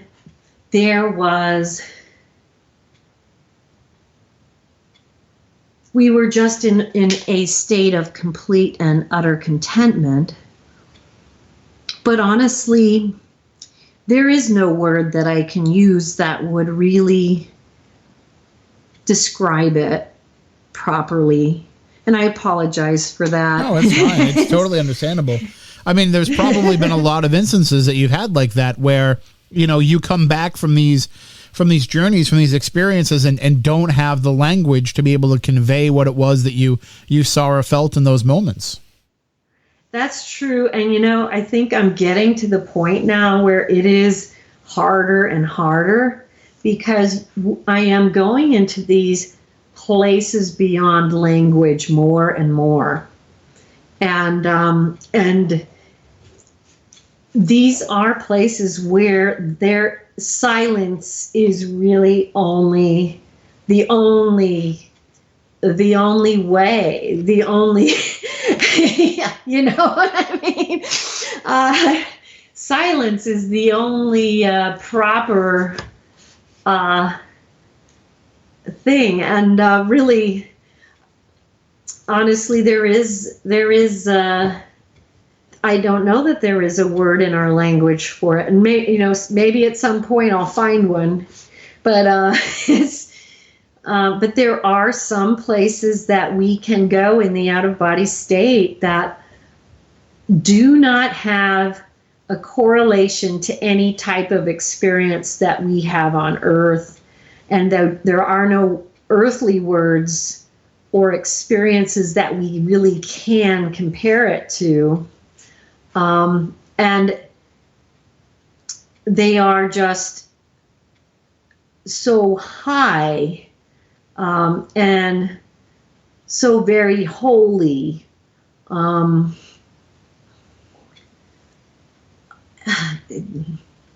mean, and fine, and so very fine. It's a very high, fine frequency. I don't know if that helps. No, it does. I mean, it seems like, it wouldn't be something that you can easily translate for people because it has to be something that, you have to earn the right to experience it. You just can't hear about it from somebody who's been there and be like, okay, now I know and I understand. Like there's the value of being able to lift yourself, literally and metaphorically to be able to get to that point. So I understand why it's hard to, convey it because it's probably not meant to be conveyed. Right. And, a good way to put it too, this book is the third in the Redemption series. And for those who kind of want to follow that journey, you can read the 3 books. There's the Limb of the Redemption, the Christ of the Redemption, and the Lord of the Redemption. And, I think that you might gain a lot if you're interested in understanding how that state is achieved, because they do all build upon each other to this final kind of epiphany type of conclusion. And I think it's definitely a journey worth taking, And of course, you can download those for free at the site, outofbodytravel.org, and read them, and see how that journey came about, Right. Well, also, and as we continue on with the discussion, we'll try and convey it as much as we can, but really the best way to do this is to learn how to do it. And you actually, have courses and you have a course that's actually coming up. Oh yeah, we do. We have a course on how to have out-of-body experiences that will be available soon. It'll be on DVD and on Udemy. And we have a bunch of courses that are available now. Initiations into the Mysteries, the Rites of Passage on DVD and on Udemy, and the Stairway from Earth to Heaven, which is on the Ancient Sacred Texts, which I highly recommend for people wanting to get introduced to these prophets, saints, mystics, and sages. We also have the Stairway from Earth to Heaven, which is also about these prophets, saints, mystics, and sages. How do we go from the earth through, to heaven through these mystical keys given to us in these writings, and we have these documentary films which were produced by my producer Brian Malin from Mysteries Productions. And I would like to also just mention that Initiations into the Mysteries, which was just released, is dedicated to the memory of his father, Dale Malin, who just recently passed away. And I feel it's a great honor that we were able to dedicate it to his memory. And all of those films, the grand phases of the soul and the stairway from earth to heaven and Initiations into the Mysteries, are all really good ways to get a good sense of these paths and how to get started on all of these journeys into out-of-body travel and the purification path of the soul, getting to know the ancient sacred texts, and even getting into the Initiations into the Mysteries, which is another great subject, which is something that if you are going to travel into out-of-body travel will probably inevitably happen, because the mysteries is another thing that happens to people who are having mystical experiences. Well, I'll tell you what, why don't we take a break? When we come back on the other side, we can get into that and so much more. Stay tuned. Plenty more to discuss tonight with our guest, Marilynn Hughes. Again, if you want to pick up any of these books or DVDs, just go to midnight.fm. It's linked up right there for you. That'll take you right over to her site. Back with more Midnight Society here on Midnight FM.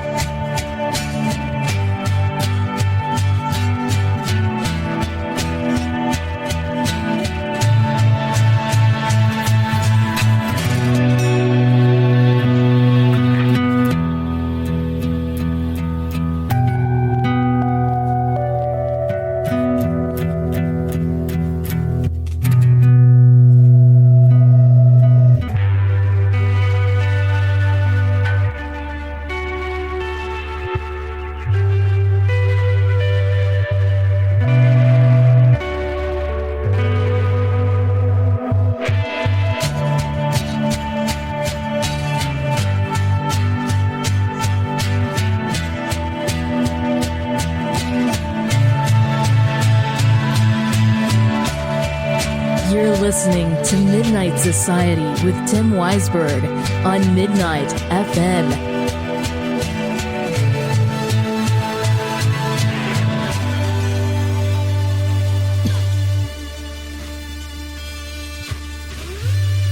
Oh, a little bit of a coughing attack there. Welcome back into Midnight Society here on Midnight FM. Tonight we're talking about out-of-body travel with our guest, Marilynn Hughes, and we've been talking about, the process of being able to achieve out-of-body travel, what you can find out, what you can discover, where you can go, and you're not just limited either to encountering the beings that are confined to this planet either, right? I would assume that you are able to achieve interaction with extraterrestrials.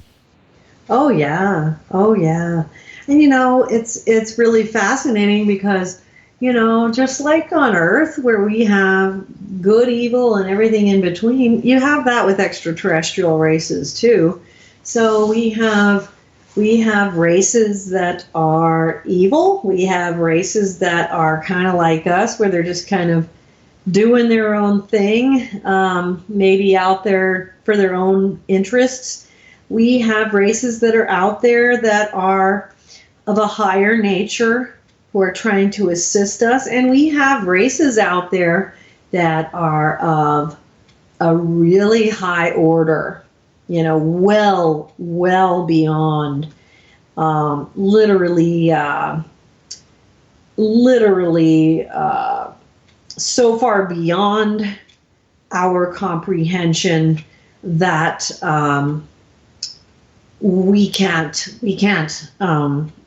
understand, or their vibration is so far beyond us that the way that they exist, what they are, who they are, is completely beyond our ability to understand.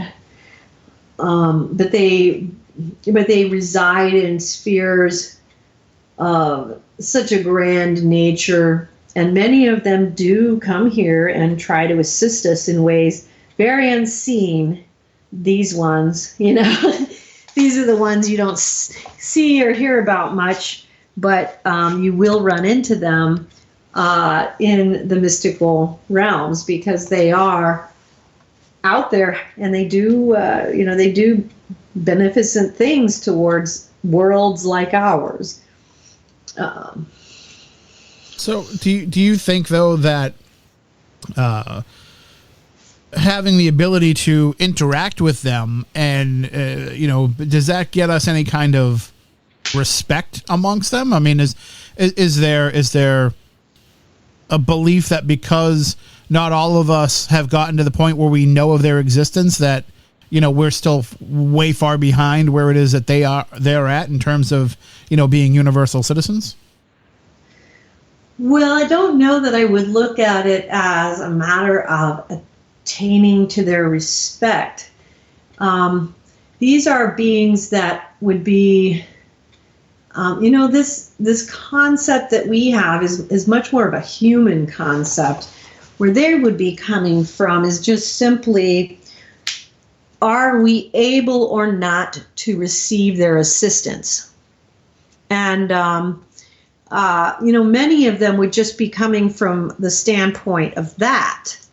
And so, like, for instance, some of them would come and show me, how few human beings can actually receive their assistance because we're unable to receive their vibrational thrust. And so their focus would not be on whether or not we deserve their respect. They don't even operate in that sort of a vibrational sphere. Their focus has nothing to do with that type of a human understanding. Their vibration of knowledge is so far beyond that. It would simply just be in, is there any way that they could bring in something of use to us? That would be where they come from. It's totally beneficent, whether they can do something that is helpful and beneficial. They come from a place of love and beneficence. There is no earning of respect or anything like that. They come from a world where they would just do whatever they are able to out of a love for creation itself. Okay.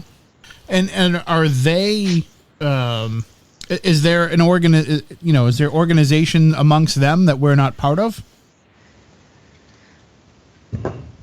Yeah, there would be for them. There are lower orders like the galactic, what is that called? It says here in the notes, Galactic Council. I think it is the Galactic Council. That is a lower organization. That's lower organizations of worlds that we're not quite there yet, but we're right on the verge of being able to be a part of that. But we're kind of teetering, because we're still kind of borderline with our warlike nature. Not sure that we're going to get in. That's going to, I guess we'll be seeing how that goes, I guess, but so that Galactic Council is more of the mortal worlds, and there's a lot of planetary worlds that are a part of that. That is a lower, it's not, and ironically, it's not like a really low world, but when I'm talking, the people that I'm talking about, and they're not people either, so that's hard to really kind of quantify either. These are The worlds that I'm talking about are beings that are so far beyond what we are and what the people and the beings in the Galactic Council would be, that they would be in a completely different hierarchy than us. And is it our own fault, or are we just not at the right place in our existence yet? We're just not in the right place. We're in a different level of evolution. So is it our own fault? I don't know, because I don't know why we are where we are. Some of us, it could be our own fault, but generally it really is just where we are evolutionarily. And so it's not an issue of a blame game. It's where everyone is evolutionarily. And we all give to levels of evolution below ourselves, and we receive from levels above ourselves. And what we learn in the out-of-body travel journey is that this is just the nature of how creation gives back to itself, is that we all do this, and for instance, like you'll read a lot in my books about how I'm called in to work in the purgatorial realms and the hell realms, and that's just part of how I am called to give back to creation all that creation then gives to me, because if I'm going to receive from higher sources, then I must also give to sources who need assistance as well. And so I'm going to need to also offer assistance to those who are trying to rise higher. And that's just the natural order of things. And so it's not an issue of let's blame each other for where we are. It's just let's help each other. And that's kind of what we all do. And you'll see that as you experience out-of-body travel, that this is one of the natural mechanisms of existence that has been created to operate throughout all realms of existence. And it's really quite a beautiful thing, actually, because it's not all about blame at all. It's just about let's help each other, Right. Well, I understand, like, us not being part of the grander universal scheme right now. It'd be like inviting a chimpanzee to the UN. Like what? Well, we are part of the grander universal scheme. It's just that we're part of this portion of it. We may not be part and parcel of what those particular beings are a part of. But again, this goes back to what we spoke about from the very beginning, which is this is why we want to encourage the whole purification process, the whole process of the vibrational raisings, the whole process of ascension, the process of progression, because this is how we actually attain to those higher states. Well, I want to go back to something you mentioned a moment ago about working in the purgatorial realms, and I'm fascinated to hear more about that. But also, I want to ask right off the bat, do you have to lower your vibration to be able to get into those realms? Well, that's a good question. In a lot of those realms, no, you don't. But when you go into the hellish realms, you often have to, there are some of the hell realms where it is so bad that if you go in, you have to undergo not a physical exorcism, but you undergo an exorcism mystically when you leave the realm. And so there will be mystical masters and priests who will be there in the spiritual realm to help you to undergo an exorcism when you leave the hell realm, to clear out all the contamination from having to go in there. Now, it doesn't occur with every single hell realm you go into, but some of them are that bad. Now, with every sojourn that you take into any any of the lower hell realms, you will go through some type of purification.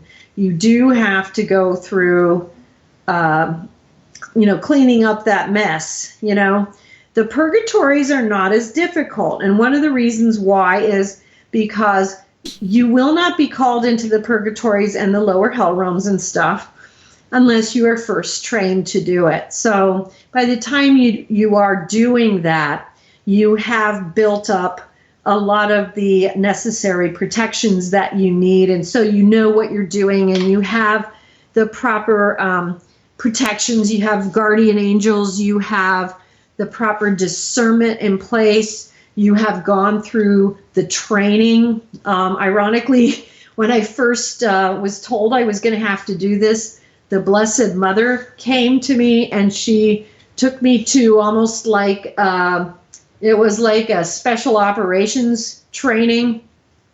And she said, "You're going to have to learn about evil now." And I was like, "I don't want to." And it was like, too bad.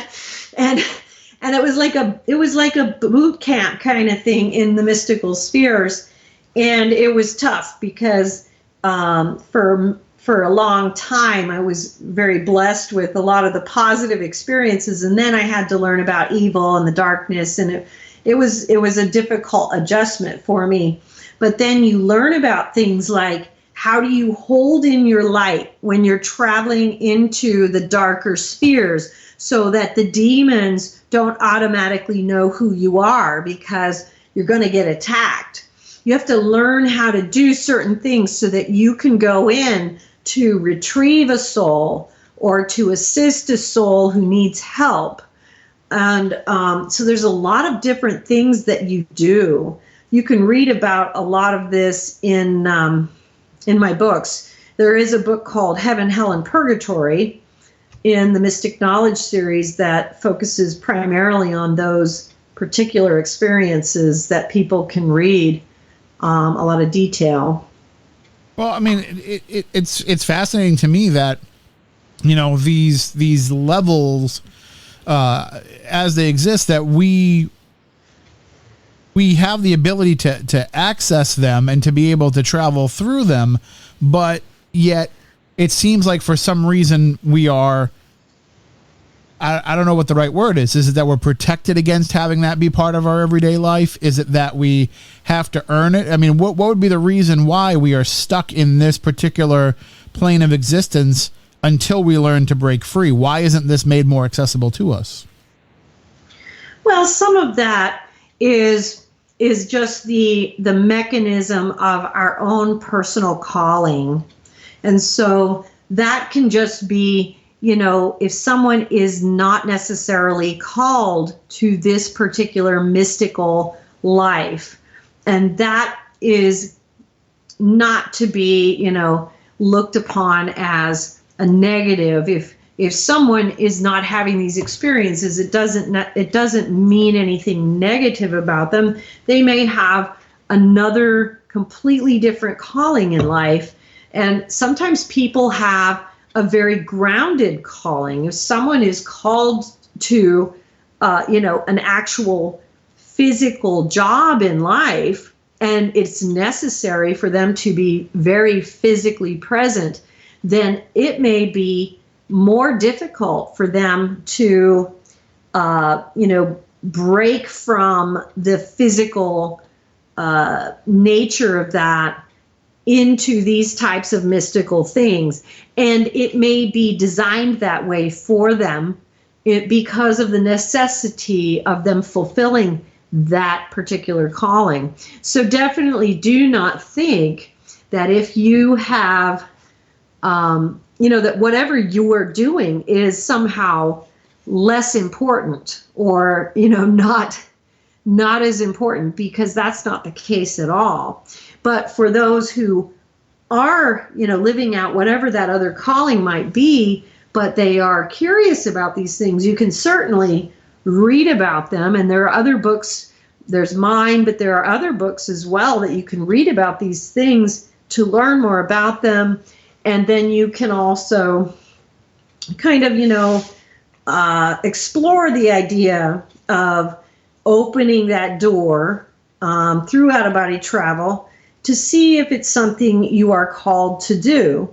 And if you are called in that direction, you can find a way to create a proper balance between your earthly vocation in life and a mystical life. And it will be possibly a little different than, like what mine might be or what someone else's might be, because it will be in conjunction with your own job in life, your family life, and all those things. And so you don't want to, in any way, diminish what your life is, your family life, your job, all those things. The things that you're already doing are generally usually goods in your life, and you don't want to diminish them or feel like somehow that's not a good thing. Usually those are things that you were also called to do, so you want to accommodate those in your life along with whatever the spiritual life is going to be that you want to bring into your life as well. It can all come together in a balance rather than it's one or the other, And you mentioned earlier that part of being able to travel out of the body is that you need to have a level of discernment.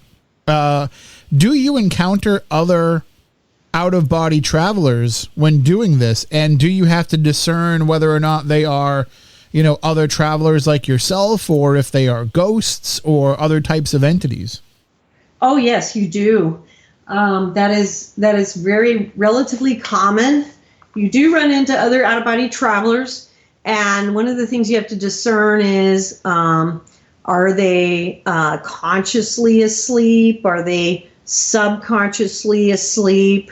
And then you also have to discern, are they ghosts? Are they lost souls? Are they wandering spirits? What's the difference between those? Ghosts are people who are dead, who are kind of more of a consciously choice, situation of haunting, staying back kind of thing. Lost souls are people who are often deceased, possibly not aware that they're dead, wandering around. Wandering spirits are oftentimes purgatorial souls who are wandering the earth as a penance for something. So all three are doing very different things. Then you also have contaminated souls, which are just souls that are kind of like troublemakers, and they can cause a lot of trouble.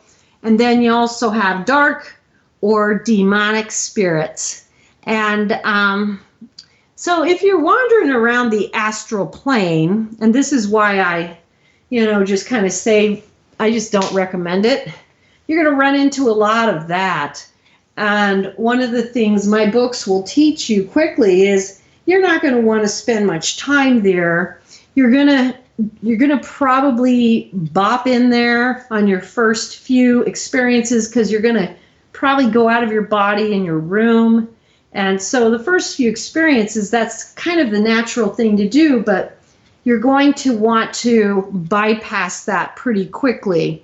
But even once you bypass the astral plane, you still have to learn the discernment.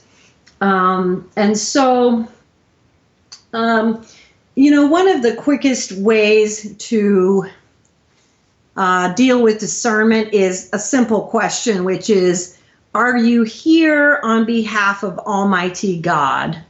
Or did Almighty God send you here to assist me?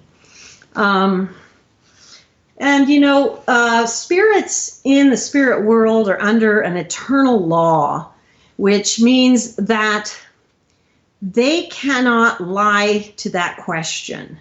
Okay. The other question they cannot lie to is, are you here on behalf of our Lord Jesus Christ? Another question they cannot lie to is, Do you believe in Jesus Christ, incarnate of the Blessed Virgin Mary? This is the St. John, the biblical discernment, incarnate of the Blessed Virgin Mary, that whole thing. But if you ask them, are you here on behalf of the Almighty God, or did Jesus Christ send you here to help me? They cannot lie. So if they are not, which is what happens most of the time, they will either put their head down and turn and walk away, or they will disappear. Sometimes they'll just throw a little fit, but in general, they'll leave if they have not been sent there by God. Thing is, a lot of people don't understand. You have nothing to gain by talking to someone who has not been sent to you by God. Someone dying does not give them any more wisdom than them being alive. So what you have to understand is that talking to a lost soul, a wandering spirit, a ghost, there's no wisdom to be gained from that. That's why when you're just trying, even just on earth, to speak to the dead, or do the Ouija boards or whatever, there's not a lot of benefit to that, because just dying does not give you any more wisdom than when you were alive. What you're trying to do in the out-of-body travel experience is to seek the higher wisdom that comes from the souls that we spoke of earlier, which are the souls that are sent by God, the ones that are teachers, the ones that are guides and instructors who are sent to us, and they are. So if you clear the path, then you will receive the teachers, the instructors, the guides. They will come, but you have to clear the path.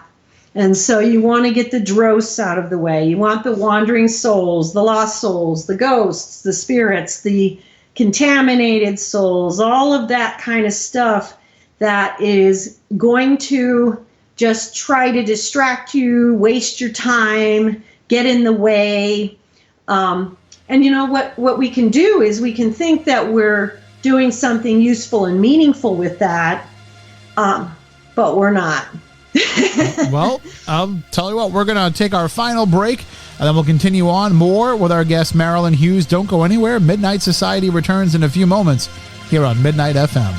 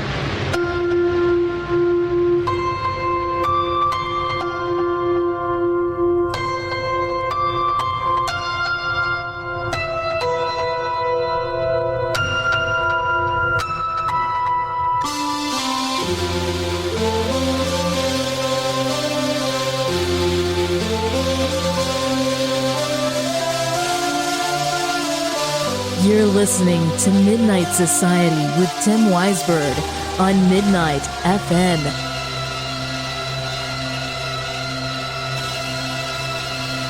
And welcome back, our final segment of tonight's program with our guest Marilynn Hughes, as we're talking about out-of-body travel and into the mystical realms. And there's also a 6-week course that's starting up next month, right, Marilynn, too, with TCCHE?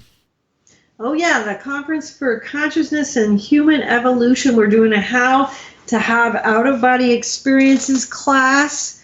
We're doing it live online, and we're going deep. So we're going to go deep in all the stuff you need to know about the class, and then we're going to take a deep dive into some of the ancient sacred texts on how to have out-of-body experiences as well. It'll be live, so you can talk to me about all of your questions and also your experiences as well as we're going through the class. So it'll be great. Yeah, it looks like that is taking place February 12th. And if you want to find out more about that, well, all you have to do is go to tcche.org, and that will take you to where you can sign up for these online courses. So now if somebody comes to you and says, hey, I want to learn how to do this, whether it's through that course or whether it's, through another method, how does that process start for you to be able to initiate them into this? And how long does it take before they have their first out-of-body travel experience? Well, everyone is different. But I always recommend a couple of books. Come to Wisdom's Door, How to Have an Out-of-Body Experience, plus The Mysteries of the Redemption, a treatise on out-of-body travel and mysticism. And ironically, we just released Dialogues with a Mystic Chew. And that series of books, we released Dialogues with a Mystic 1 earlier last year. And that set of books was written as a response to this very need, which was one of my spiritual counseling clients agreed to allow me to utilize the emails that we were sending back and forth to literally capture the process of how we got him from literally day one to moving through this process towards out-of-body experiences. So, what happens with a lot of people, it's going to be, first of all, the process. So Come to Wisdom's Door is going to lay out for people the basic little things you want to get together to be prepared for the experience. So things you want to look at in terms of your attitudes, your mindsets that are going to help you to get in the right space. We also have a little book called Astral Projection Made Easy, which is going to help you to focus those ideas. All this you can download for free at the site. The Mysteries of the Redemption is going to kind of help you by mapping out the terrain, so to speak. And what happens there is, it's like when people start understanding what's out there and it becomes possible and it becomes a reality, it's like things start happening spontaneously. So, everyone's different. Some people it happens like really quickly, spontaneously, and some people it takes a little more time. So like you'll see with Seeker in Dialogues with a Mystic, he started having spiritual dreams early on. And a lot of people will have it happen this way, where they start having instructional spiritual dreams. And then the full conscious out-of-body experience happens later. So Seeker's experience went through a lot of very profound instructional spiritual dreams, and then he started going through purification. So he started going through this purification of his lusts and different things that he needed to root out that were a hindrance to him opening the path to out-of-body travel. And he started having past life recall in some of these spiritual dreams. And we would go through a lot of just instructional guidance as he was having these experiences that were gradually bringing him towards. Then his spiritual dreams started getting more and more intense. And then, eventually he just had, started having really beautiful, fully conscious out-of-body experiences. So, start with Come to Wisdom's Door and the Mysteries of the Redemption. download the Dialogues with the Mystics series, because it's literally, you're getting the spiritual counseling that people often pay me to do at the website, and you're getting it in those 2 books for nothing. You know what I mean? And so it's really helpful, because it's literally following Seeker over a period of about 2 years. It was over a period of 2 years in the 2 volumes that we put out of guidance in those 2 volumes. And that really lays out the process really well, I think. And as we said earlier, it's something that anyone can do, but they're going to have to be willing to put in that work. And if it means it might take one person a little bit longer than another, that they just have to realize that that's, their own journey. It's not that anybody, it sounds like nobody's really right or wrong in it. It's just a matter of making sure it happens in a way that they can absorb it and understand it.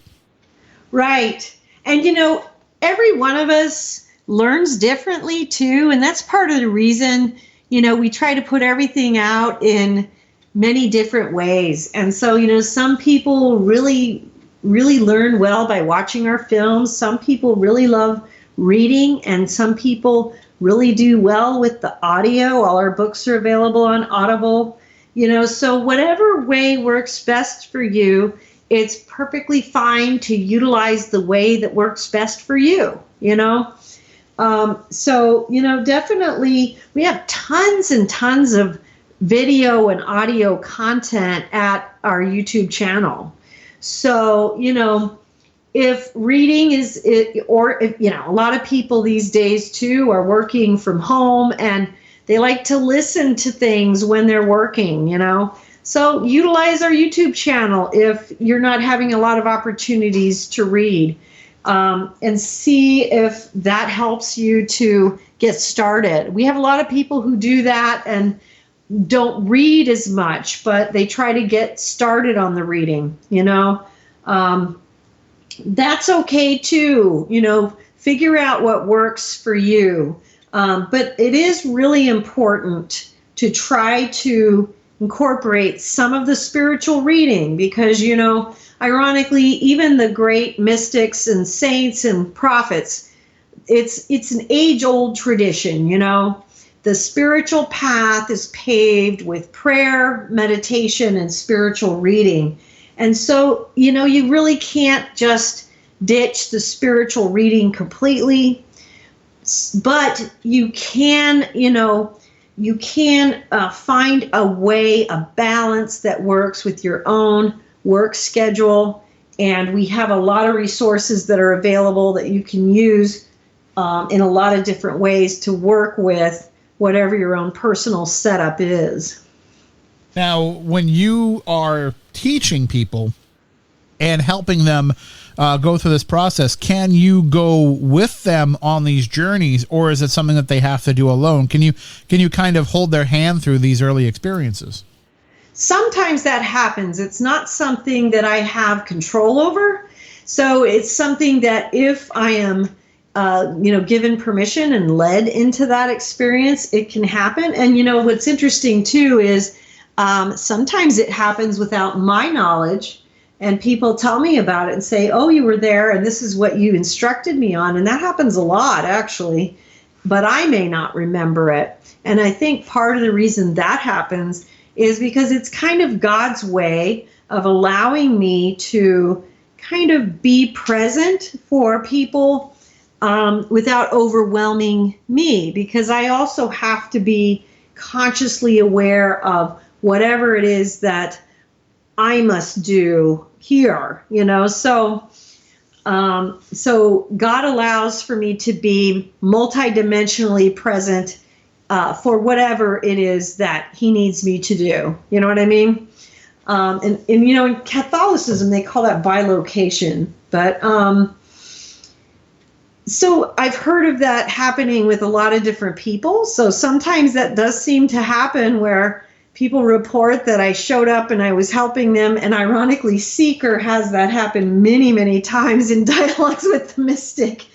And many people, students of mine, have talked about that happening. And so I'm grateful and honored that it does occur because it seems to be helpful. Another thing that we do have at the site that does help a lot of people, we have a free course of study there that takes people through a very organized course of study that is set up according to the way that I was instructed to study things by the spirits as they instructed me. So in the order and the manner in which I was told to study things, from the time I was 22 until now, and I'm 55 now, and so I tried to keep it very true to form in terms of what I was directed to do by the teachers that came to me from the beginning till now. And so people can follow that as well. And so they're getting directed very much in the same way that I was directed, in the almost identical manner. But there can be, or can there be, people who achieve this without having to go through this process? Can they fall into this, or even just be born into it? Yeah, they can. There are people who have it spontaneously, kind of like I did, and there are people who are much more just naturally, attuned to it. It's just more comes naturally to them, and that's all great. There's nothing wrong with that. Gotta say, one of the books I wrote was called A Life of Cultivation, and the purpose of that one was about the fact that, when we are given gifts, the gifts are meant to be cultivated.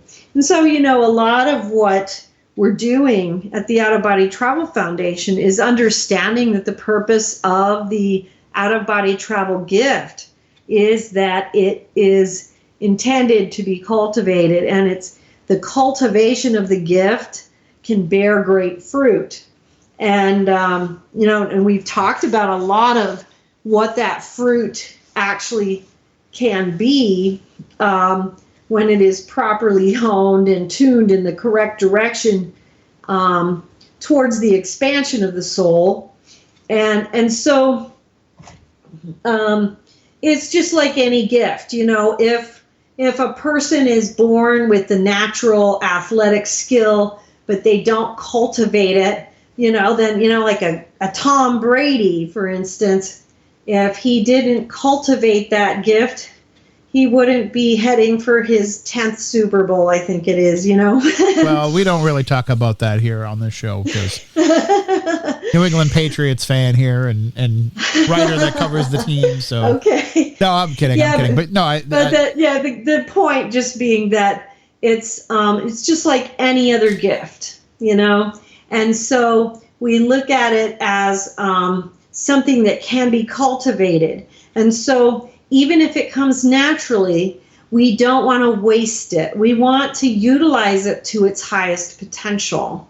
And, that is the case with any gift. You can look at it with a piano player. You can look at it with, with someone with an unusual musical gift, with someone with an unusual mathematical gift, with anyone who has been given a natural gift, because if it's not cultivated, it won't reach its highest potential. You see? Right. And I also think, too, that it could happen to somebody that might have like no real understanding of what it is, and they could be, led down the wrong path by it. Oh, absolutely. That absolutely happens. And of course, we also know that there is a dark side that can be followed with this as well. We do know that there is the dark side of the occult arts, and that people do follow that sometimes. So yes, there is absolutely that possibility. And definitely don't want to encourage that. So does it become a question of that? Is there a battle between what our mind can handle and what you can do and where you can travel? Like, is there a point where you have to say, I can't imagine anything further than what I've been able to imagine so far?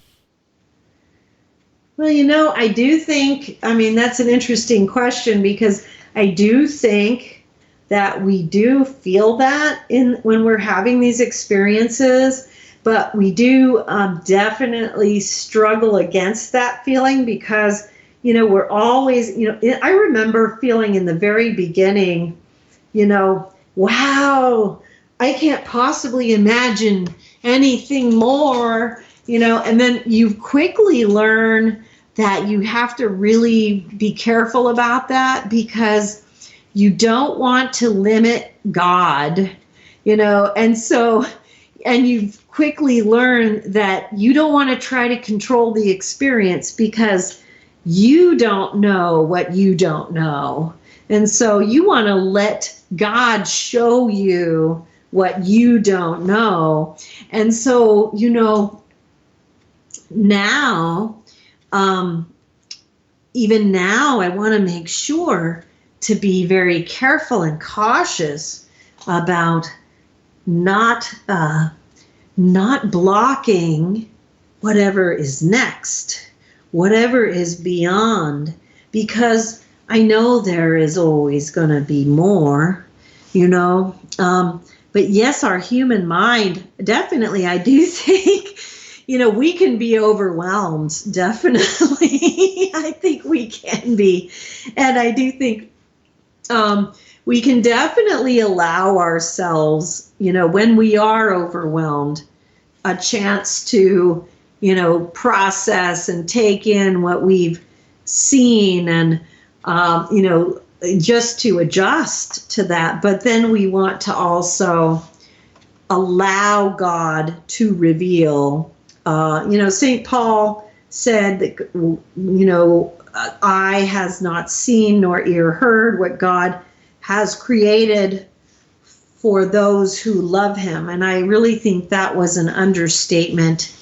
And we want to always remember that, because it's true, and it was an understatement. And so we want to allow that to continually reveal, because there will always be more revealing to come. You kind of touched upon this a little bit throughout the course of the discussion here, but you said that, we can only take on so much, and we can become overwhelmed. But it also seems like once you get this into your life, and it sounds like it in talking with you, that it makes it so that a lot of the lesser important things that we get hung up on here in this realm, they start to lose a lot of that effect that they have over us, because you realize that in the grand scheme of things, it isn't as important as you thought it was. That's true. That's absolutely true. I do think you do put a lot more perspective on worldly things, physical realm type things. You do get kind of bored with those kinds of things. You do find yourself wanting to be caught up into the heavens as much as possible. The things of the world do become just much more as drivel a lot of the time. And you kind of, it's almost like you float away from it a bit. It does lose its importance a great deal.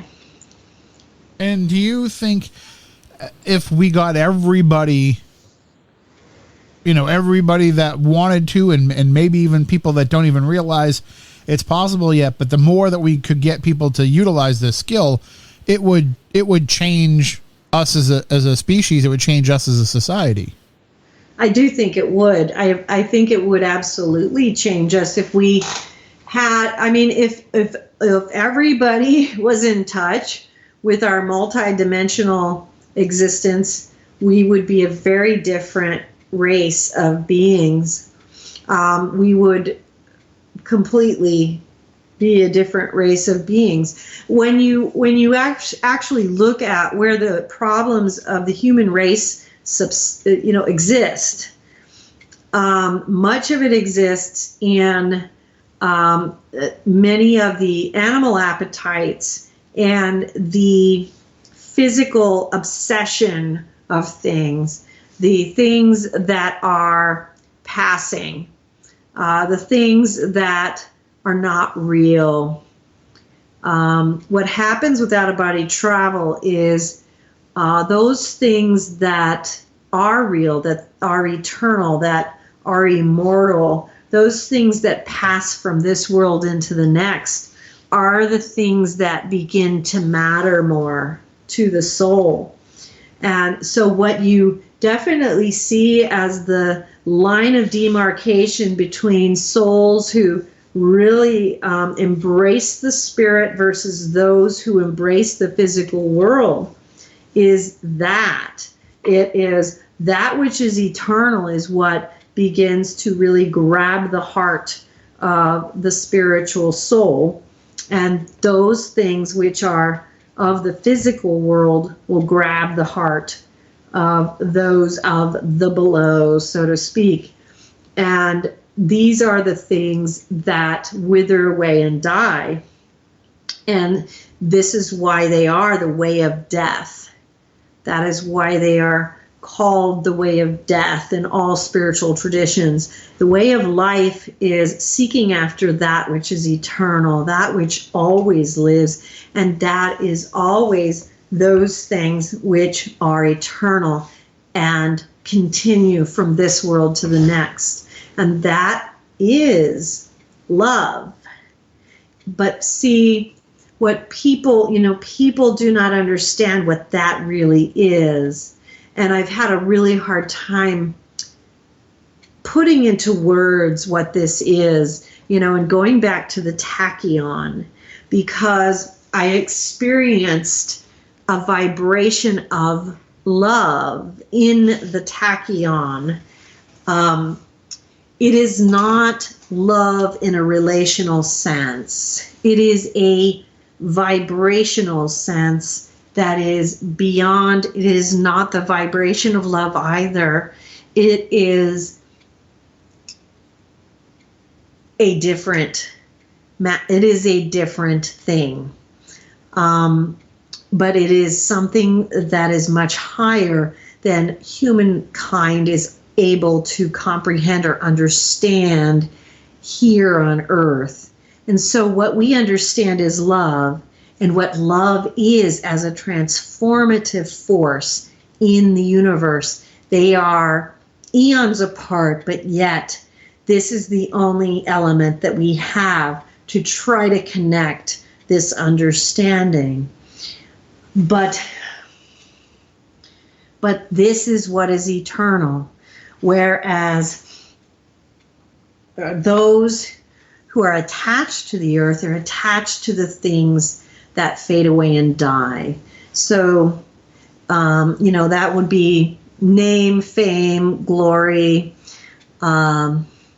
whatever, Right. Those are the kinds of things. And those things have no lasting value,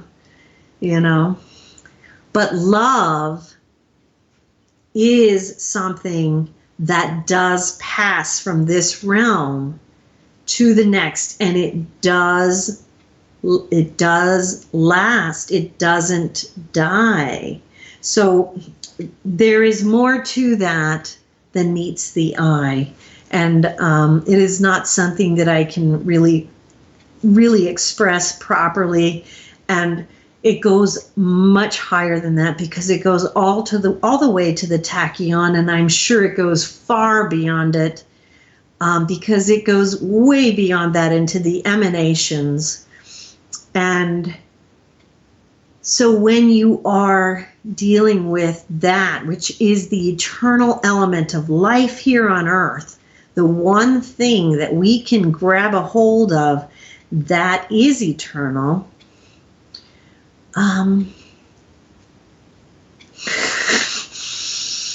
Yeah. And here we have that little tiny bit, that little tiny bit of what love is. But if you look at the line from here through, look at that love, and it's going up through the emanations, through the tachyons, and then up into the eons and beyond. And you realize that we just have this little tiny bit, but here we have something, this one thing that is eternal on earth. Well, how powerful that is. Right. Because everything else is not. Everything else is not. That's what you grab a hold of here. And then you have the key. The one key you can grab a hold of. And if you do that, you are going to get started on your spiritual journey. Well, I think that's a perfect place to leave it. Marilynn, thank you so much for taking us on this journey tonight. And if people want to find out more, outofbodytravel.org is the place to go. And hopefully, you'll have some people taking part in this, and we can start raising ourselves up and getting closer to where we need to be. Thank you, Tim. It was great. Thank you. Have a good night, and we'll talk again soon. That sounds great. Thank you, Tim.